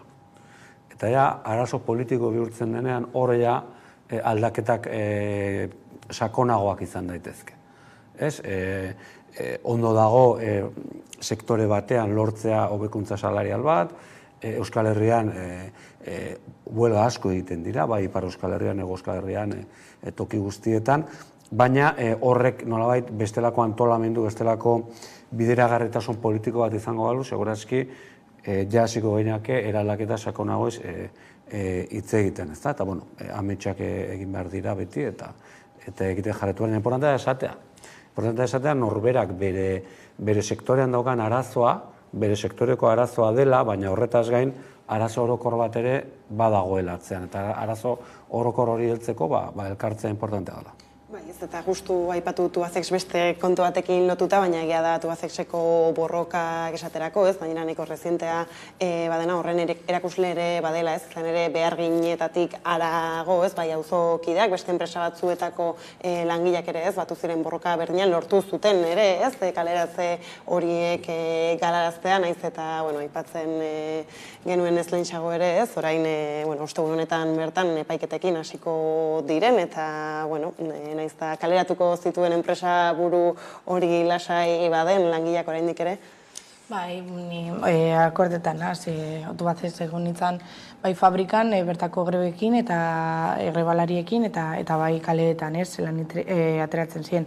Orain jasotzen ari diren zigorrak ez ditut ulertzen. Ze azkenean, eurek bakarrik defendatzen zuten euren lana eta euren eskubidea hor zauen, ez? Eta zelako jipoiak jasan izan zituzten, ez? Baina, Tubacexek gauza bat zuen eta oso argi, eta da zan herriaren babesa.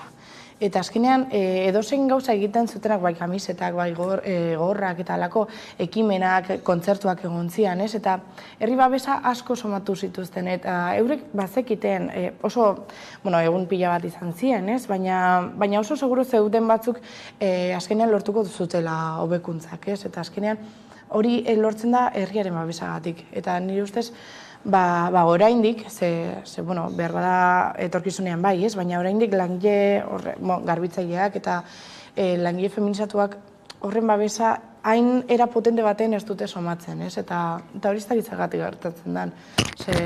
Ekimenak sortzen dituzten, ez? Bideoan ikusten zan, zelan faten dien zan moiua, ez? Moiuko iturrira eta dana morez pintak eta olako gauzak manifestazioak egiten dituz, ez? Baina ez dute alako babesik somatzen, ez? Eta hori pena bada.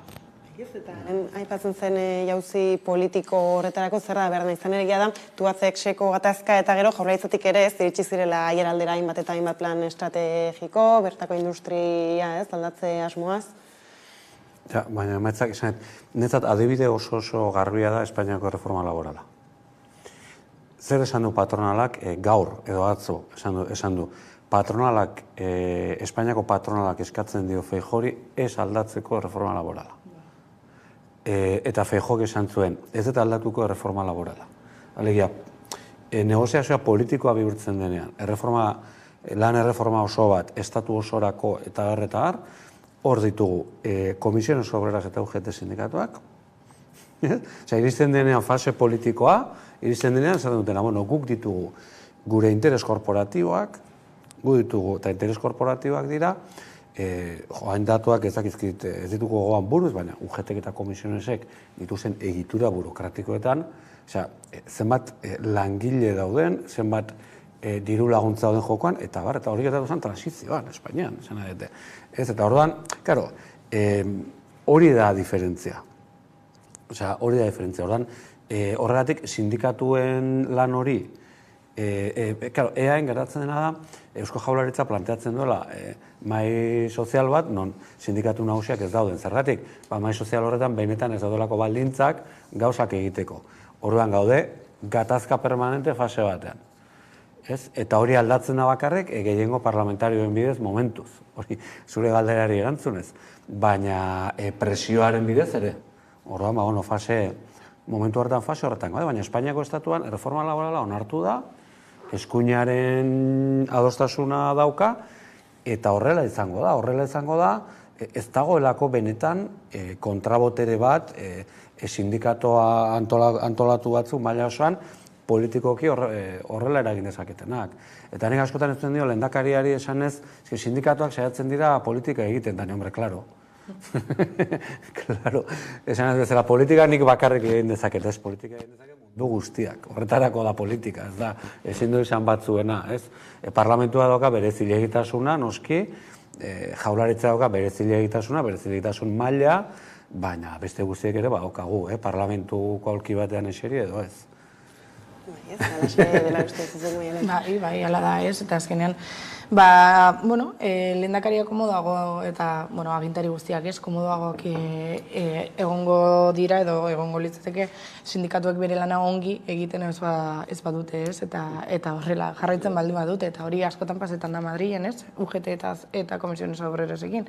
Hemen, badugu sindikato euskaldun batzuk, non benetan saiatzen dira behintzat akordiotara heltzera, eta askok jartzen dute Euskadi eta Euskal Herria ejemplu bezala, ez? Esan ez, hemen klase borroka oso eragindartu batean irtetzen da kaletara, eta konbenioak hobetzen dira, ez? Eta beste batzuek, ekonomilariek esaten dute, ez? Hemen soldatak beste Espainiako toki baino altuagoak dira, eta hala ere protestak handiagoak diela, ez? Baina nire ustez hori albiste ona da, ez? Eta lehen, orentxez, aipatzen zenuen nola patronalak eskatu duen lan reforma ez mugitzeko, eta ia da ez, hainbat eta hainbat pertsona kontu ezberdinekin ez, arduratuta badaudela, uztailaren 23an datozen hauteskundeekin ez, ea legeren bat atzera botako den, tramitazioan edo ez, prozesuak oraindik bukatu gabe daudenekin zer gertatuko den, eta hor besteak beste ere bada memoria demokratikoaren legea ez, hau aipatzen du bat ere lotzeko nola atzoko egunarekin fasismoaren biktimen gorpuzkiak ateratzen hasi diren kuelga murosetik, badaukagu bideo bat eta helduko diogu.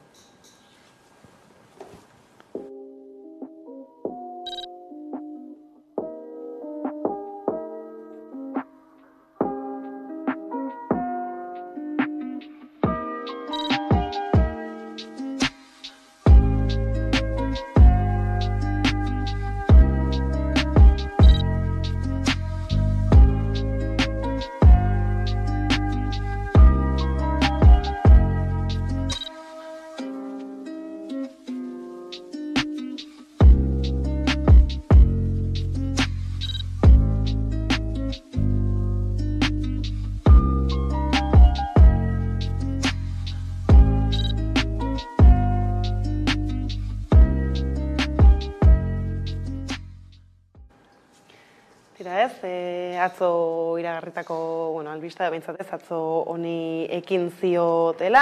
128 biktimen gorpuzkiak ateratuko dituzte orain goz, badakigu ez, beste zenbat badiren ez, 1000-tik gora eta 1000-tik gora justu gainera Euskal Herritarrak edo behintzatez ona mugitu eta gero bertara eramandakoak ez da inola erreparatzen diozuen, bestelako memoriarekin lotutako pausu honi. Bikikat igual berandu etortzen da, baina behintzat etortzen bada eta halako gorpuzkiak bilatzen eta euren familiarrei erantzun batentzako laguntzen badie, albiste hona da, ez? Familiarriek badakite oso operazio zaila esango dela, ez? Eta batzutan ez dutera lortuko euren familiarren gorputzak edo eratzen dana aurkitzea, baina askok euren historiaren zati hori ez izteko laguntzen zaie, ez? Eldiari.es fan zen atzoko huelgamurzera eta familia horiekin egon ziren, eta askok esaten zuten, ez?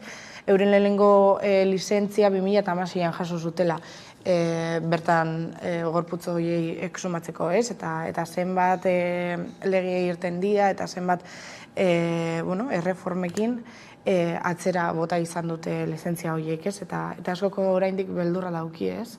Batzuk orain asalduko dira eta batzuk orain saiatuko dira gorputzak bilatzen, baina zuk esan duzu moduan, ez? Feijóo gobernura iristen baldin bada, zer egin dugu dago lege horrekin, ez? Atzera botako dago eta familiar horiek geratuko dira ez lortu barik. Ez, zelako arriskua duten, alako edo dinamika hauek bere horretan. Atzera botako du. Hori ez, eta dago memoria demokratikoa eta dago demokraziaren memoria. Eta demokraziaren memoria da 50 piko urte dara magula horrelako ezer egin gabe. Eta gaur bertan komentatzen zuen biktima baten familiak nola Bizkaitik ezakite ze herria dan, baina nola bere arbasoa 18 urterekin Aragoiko frontean Lleidan hil zuten 18 urte zituela, lurperatu egin zuten bere herrian, eta gerra amaituta gero bere gorpuzkiak atera egin zituzten eta ara eraman zituzten. Esan nahi dut. Eta hori egin zuten motibo baten, eta Espainiako gerra zibila deitu zen horren dimentsio bat izan zen, gerra etzela amaitu, gerra amaitu zenean. Gerra amaitu eta gero, egon ziren hainbat urte errepresio ikaragarri bat eramantzana herrietan, auzoetan, probintzietan eta hainbat tokitan. Jarraitu zuten jendea akabatzen, jendea baitzen, jendea daude ezagite 120.000, 150.000 gorpu hortik botata, eta horren gerrarrek hartu zuen dimensioa, gerra bera bukatu zenean, hartu zuen genozidio, ez terminologia teknikoan sartuko zeran genozidio bat edo, baina errepresio orokor bat egontzan, irakasleen kontra, sindikalisten kontra, langileen kontra, eta inkluso hemen ikusi dugu bezala, ja hilik zegoen 18 urteko gazte baten gorpuarekin. Hori guztia gertatu da, eta ondoren, 40 piko urteko demokrazia baten ondoren, oraindik gaude horrela. Oraindik gaude horrela, eta niri horretek esango dut, baina eskuina, bai, baina hemen egon dira gobernuak teorian ezkerrekoak zirenak, ez da? Orduan, lehenengo reflexioa horrek izan behar du maila politikoan. Eta karo, familiak ari gara etengabe, Maialenek esan duen bezala, rebiktimizatzen etengabe. Hain zuzen ere, zaipatzen zenez ez, Feijok aginta hartuko balu berriro ere, zera egita eta biktimizazio horren berrespena. Ez, eta, azkenean, badaz familia batzuk, enon, bakarrik sentitu dira, ez? Azkenean, eurak saiatu dira, euren kabuz bakarrik eta euren familiarri bilatzen, azkenean, badaz familia batzuk, non ez duten nahi hitz egin horri buruz. Min asko sentitu zutelako eta zuk esan duzu moduan, ez zen bakarrik pertsona hori hil, baizik eta gero errepresioa bebai zauen familia horren kontra, eta errepresio ekonomiko bat gontzan, eta azkenean, biktimak die bebai familia horiek, ez? Eta eurek ez badu nahi investigazio horri ireki, holan geratzen da dana, ez? Gorputza eta familia horiek eta pertsona horiek ez dira inoiz topatuko. Eta nire ustez hori lege bat egin barko luke, ez? Gobernu bat egin barko luke. Danak bilatu eta danak bintzat, eskubide hortarako dituztela, eskubide horiek dituztelako, ez? Eta ez da bakarrik alderdi bat edo gobernu baten nahia edo balioa, baizik eta danon eskubideak diela. Eta berdin da eskuma, ezkerra edo inongo koloreak gobernuan egotea, ze hori defendatu beharko litzateke. Zainera horre atzoko egunarekin berarekin ez hainbat familiek ere salatzen zuten ezin izan direla bertaratu, horren senideak ez, nola ateratzen ikusten ikustera eta barrez gogoratu zere Franco diktadorea desoiatu zutenean ez, nolako ekimenak burutu ziren tokian bertan eta nola permititu egin zen baita ere. Agarrabio izugarri da, konparazio, ez? Kejatu dira horrekin, eta gero Jose Antonioren gorpua ere. Bai, eta oso esanguratsua da, ez? Oso esanguratsua, esan, gerra irabazi zuten jarraitzen dute. Nik, eneko Anduezari entzun genioen esanez, oraingo Espainiako gobernua dela Errepublikako gobernuaren ondorengoa. Ez? Bolañosek ere gauza bera esan zen. Baina hori horrela izango balitz, benetan horrela egongo gineak kuelgamuroseko aferan? Jakinez, ez? Jakina hori, gerra hori nork irabazi zuen, ondoren nork permititu zuen nazioarte mailan hainbeste urtetan olako erregimen batek Europaren bihotzean iraun izana, eta nork egin zituen akordioak bere garaian, gauzek igual jarraitu zitzaten, eta horren ondorioz gaude orain horrela, orain badirudi, 100.000 familioen minak ez duela ezer balio, baina ez baina bakarrik, Maialenek ondo esan duen bezala. Hor daude, dendak, negozioak, etxeak, terrenoak, kendu egiten ezkena, hainbeste eta hainbeste familiari eta hainbeste tokitan, eta horiek inork ez ditu errekuperatu, horiek hor gelditu dira, bai. Ez da, min hori aintzat hartzen baldin bada ere ez, erabilpen politikoa egiteko baino askotan ez da izaten ez, aipatu zuen Gernikako bonbardaketaren azken urte hurrenean Anduezak eta Bolañosek eta barrek indako adierazpenak eta tira ez, depende nola urtetzen diren datozen hauteskundeak ere, zelako erabilera politikorako baino ez dela erabiliko hau. Bai, hori da ez. Ontxe, Eusko Jaurlaritzak esan zuen, Gogora institutuak, represio frankista ekonomikoari buruz txosten bat argitaratu behar dauela eta investigazio bat egiten ari diela adituekin ez, baina ontxe ezakit supuestamente justo urte honetan argitaratu bertzen. Eta orain atzeratu dute 2026-2028 arte ez. Eta azkenean da hori, zergaitik ez zaio garrantzirik ematen.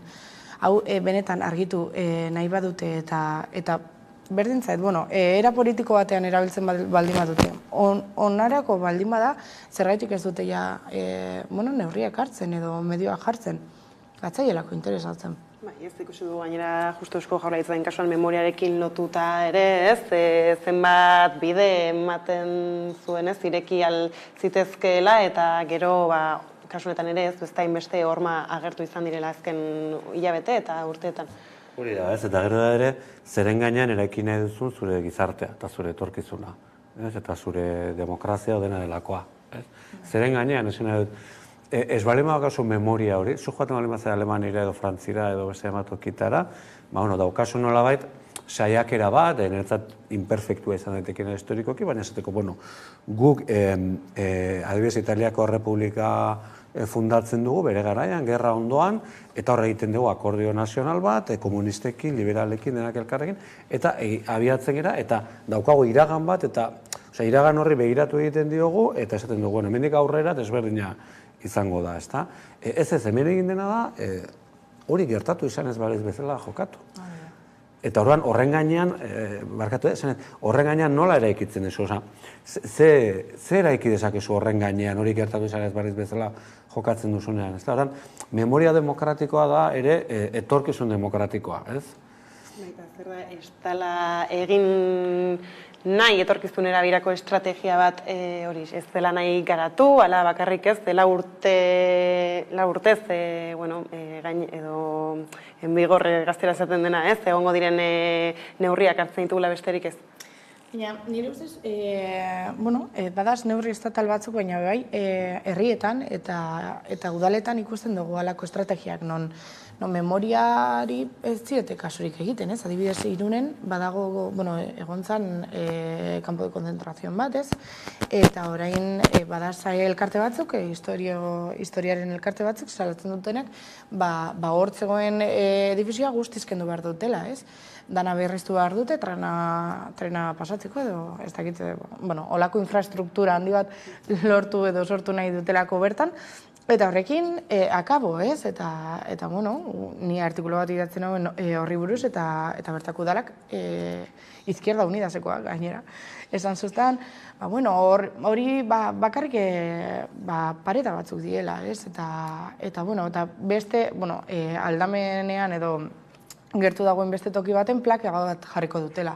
Baina, horrekin nahiko da, ez dakite, elkarteak salatzen dute eta nahi dute jarri museo bat, edo behintzat halako argazkiak berreskuratu eta jentea jakin dezan hor bertan kanpo de konzentrazion, edo holako zera bat egon zala, ez? Eta askok ez dakite.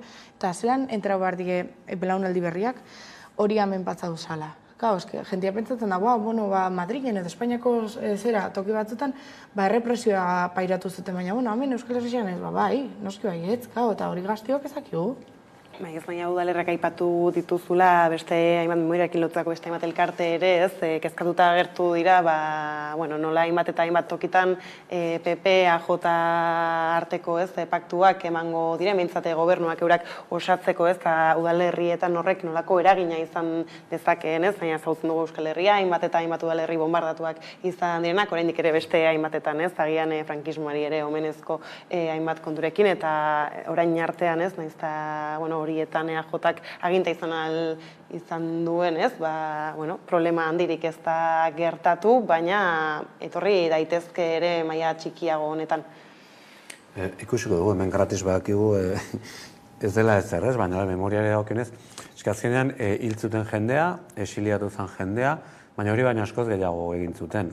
Kendu ziguten hizkuntza, kendu zizkiguten gure eskubideak, langileen eskubideak kendu zituzten, emakumeen eskubideak kendu zituzten, egin zuten gauza asko. Eta horregatik ez dute gogoratzea nahi. Nahi dute, esate hau dana, gaur egun bizi dugun errealitatea dela normaltasuna. Dala, gauzak horrela dira. Eta jendeak herri honetan ezaki euskeraz, horrela direlako gauzak, naturalki horrela gertatu. Ez, bakatu hemen, ibilbide historiko badago, edo lehen aipatu dugu langileak eta politikaren arteko kontua.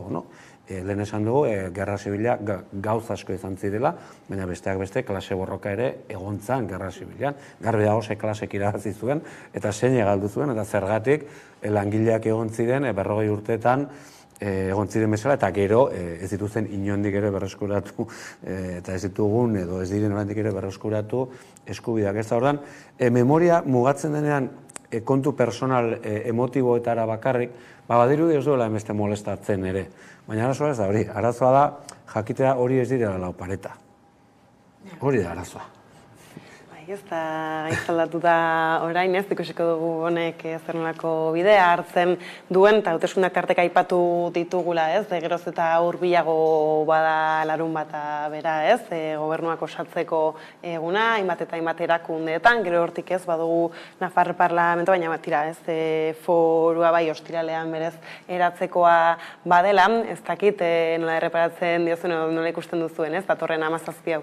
Bueno, Nafarroara begira eta Iruña begira, nire ustez gauzak ja nahiko argi da, ez? Eta PSN ere jarrera. Nik ulertzen dut Madrilera begira egiten duelako, ez? Eta EH Bilduri beto bat, edo EH Bildurekin inongo adostasunik heldu nahi ez izatea, nire ustez da, kredito politikorik ez galtzeko bai Madrilen eta baita Espainiako beste leku batzutan. Ze argi dago batzuntzat, oraindik ere EH Bildu mina egiten die politikoki, ez? Eta hori Pedro Sánchez pairatu egin dau, hori hala da, ez? Eta nire ustez horregatik Txibitek ez dau nahi, eta besta Iruñeko udalan PSNek ez dauela nahi. Egia da zentzu horretan, gaur bertan ez, bildu direla PSN eta Euskal Herria bildu, Txibitek behar izten zuen ez, protokolozko bilera bat izango zela, baina aziran ere hori ez zuen egin nahi. Eta ez zuten inoiz hitz egingo Bildurekin, eta Sánchezek ez zuen inoiz adostuko Bildurekin, gauza hauek dira ja, pixkat herritarraren ikuspuntutik da pixkat adarjotze bezala perzibitzen dut, nafartar guztiek dakite Bildu eta Alderdi Sozialistan artean, eta nera ez daude kontra. Nafarrak, ikusi dugu, ez, pasa dira 4 urte, Txibite formula honekin, eta emaitzak ikusi ditugu. Ez dago, ez da ezer aldatu, joera batzuk aldatu, gero bai pixka jetxi da, Bildu igo da, PSN mantendu egiten da, ez da ezer gertatu. Herritarrak eta gizarteak oso ondo ulertzen dituzte gauza hauek, badakite ezberdinak adostu egin dituztela gauzak beraien artean, ez da, orduan, gauza hauek dira beti bezala, dira gehiago Madrilera begira, dira gehiago Espainian Alderdi Sozialistak dituen beharroiei begira, ez? Entzuten genion gaur, Koldo Anduezari, EH Bildurekin ezerrez, ez duela ezer egingo, arrazoi etikoengatik. Ez, hori gaur, 2023ko ekainaren 13an. Eta esaten duzu, hau mezu hau nori bideratua dago, nork sinisten du, nork ez du sinisten, iruditzen nor dago ere politikaren deskreditoa. Mundu guztiak dakiena, negoziatu egiten dela, itzein egiten dela, akordioak egiten direla, nolabait ezkutatzen saiatu nahi hori. Praktikan hori da, Maialenek esan duen bezala, alegia ez dute nahi EH Bildurekin agertzea ezer, inolako formuletan. Horregatik Iruñean alkatea UPN-ekoa izango da. Zeren ez dago beste aukerarik izanet, EH Bildu eta PSNek ados jarri behar dira edozein formula eramateko. Asiron, egongo ez balitz ere, eta neguset Asironek izan beharko lukela alkate, baina Asironek momentu batean esango balu, nire ez alkate izango, zer gertatzen da hurrengo egunean? Akordi bat behar dela, berdin. Eta ez dute egingo akordi hori. Orduan, ikusiko dugu, eta gero ja dago uztailaren 24tik aurrera etorriko dana. Gertatzen da uztailaren 23an panorama ezkerrarentzat hain itxusia da, zaila, momentu honetan oso improbablea dela gero zerbait aldatzea, gero zentsura mozio bidez Asiron alkate izatea. Baina, ikusiko du, baina neguzetu uztailaren 23 gau arte, Maialenek esan duen bezala, hemen dena saluta dago. Beste gauza bada herriren batean, sorpresaren batean.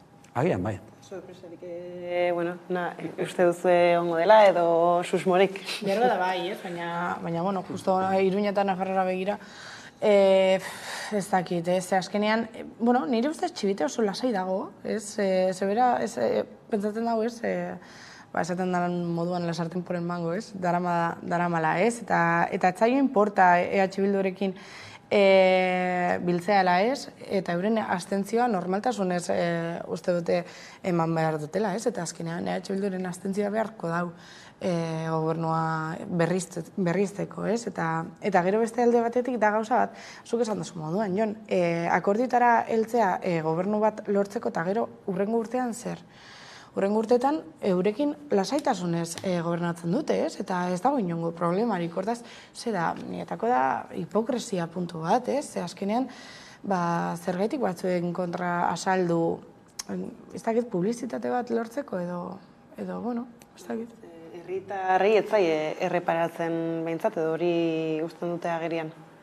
Bai, nik uste baiet, eta uste siglak eta alderdien burokraziak irela azkenean bere beharrak dauzkatenak, bere bezero sareak osatuta dauzkatenak, hor jokoan daudenak ez dira bakarrik politikak edo zer egiten dugun han eta hemen, baizik da gure alderdiaren kokapen horretan ditugun beharrak. Gure alderdiak dituzten beharrak, ez? Eta hori dator, berriro ere, Espainiako erregimen politiko diseinatuta dagoen moduarekin oso lotuta dago. Bere garaian erabaki izan transizioan alderdi izugarrizko boterea ematea, zergatik alderdiak oso ahulak zirelako, eta horren esan zuten, ze elitek gidatuko dute horrengo fase historikoa Espainia. Eta esan zuten, alderdi eman behar dugu paper bat, sindikatu beste bat, lehena aipatu du sindikatuekin pasazena. Baina alderdiekin beste bat. Orduan, Espainian alderdiek izugarrizko boterea daukate instituzioak kudeatzeko orduan. Hori ez da botere guztia, hori da boterearen parte bat. Baina hor daukatez, orduan, alderdiek beraiek behar batzuk dituzte. Behar batzuk eta orduan, instituzioan boterean egotea edo ez, alderdi horientzat oso importantea. Hor jokatzen dute, inguruan daukaten ekonomia oso bat, ez? Eta hau esatea, bakit oso impopularra dela toki batzuetan, baina horrela da, eta uste herritarrak gero eta gehiago hori perzibitu, susumatu eta ulertzen dutela, eta ez zaiela bat ere gustatzen. Ez?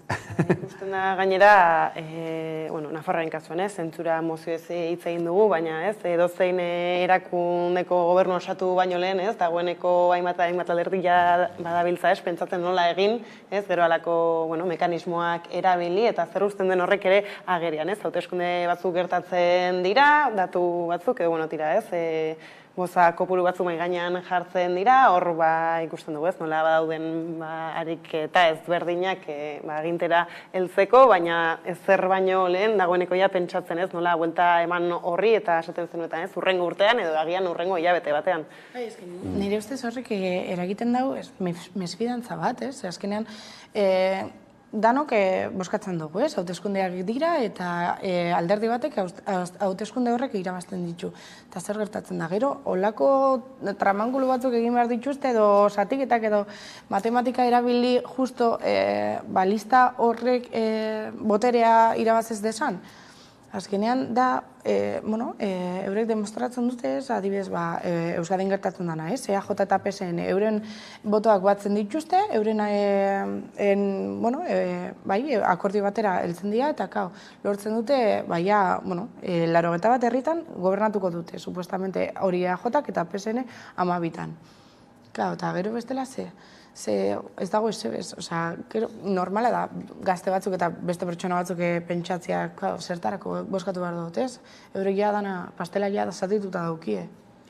Gainera, hitzeiten gabiltza nola Espainiako hauteskunde hauek, gobernusaketetan eragina izaten ari duten, baina ez hori bakarrik ez, ikusi beharko dugu ere Espainian gertatzen den, osaketak ere nolako eragina izango duen datozen 4 urteetan bertan, eta agian bertako alderdien jarreran ez dakit imaginatu EAJak erabaki dezakela PP Vox batek gobernatzea Espainian. Imaginatu, ez da bat ere zaila, hori imaginatzea. Gatzen da, nik uste, Vox aldagaia. Nik uste, EAJ izango litzakela Voxen ordezkoa. Eta nik uste, Feijóoren esperantza da, nik aterako ditut, nik bakarrik, Podemos edo, Sumar, eta Alderdi Sozialistak batera baino diputatu gehiago. Eta hori lortzen baldin badu, bere kalkulua da, Voxen beharrek ez duela edukiko.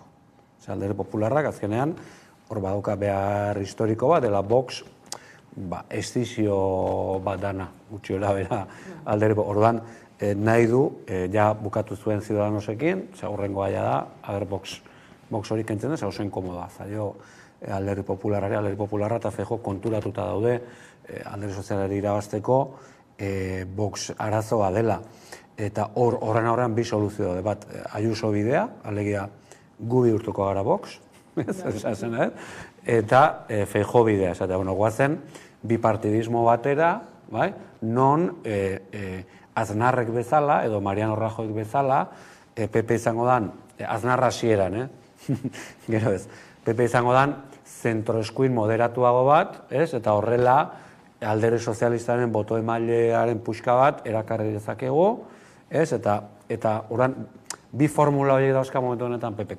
Eta hor EAJak jokatu dezake paper bat. Alegia, bigarren horretan, bere garaian hasierako Aznarrekin EAJak akordioak egin zituen bezala, Mariano Rajoyrekin akordioak egin zituen bezala, Feijóorekin ere akordioak egitearena. Baina operazio horrek inplikatuko luke Vox alde batera uztea. Helduko diogu ziur berriz kontu guzti honi, ikusteko dago ere, zer gertatuko den, beraz, urrengoaren esperan hemen utzi behar dugu gaurko solasaldia, eskerrik asko, biai gaurrekin izatearen, eta orain jarraian eguneko albistekin bueltatuko gara.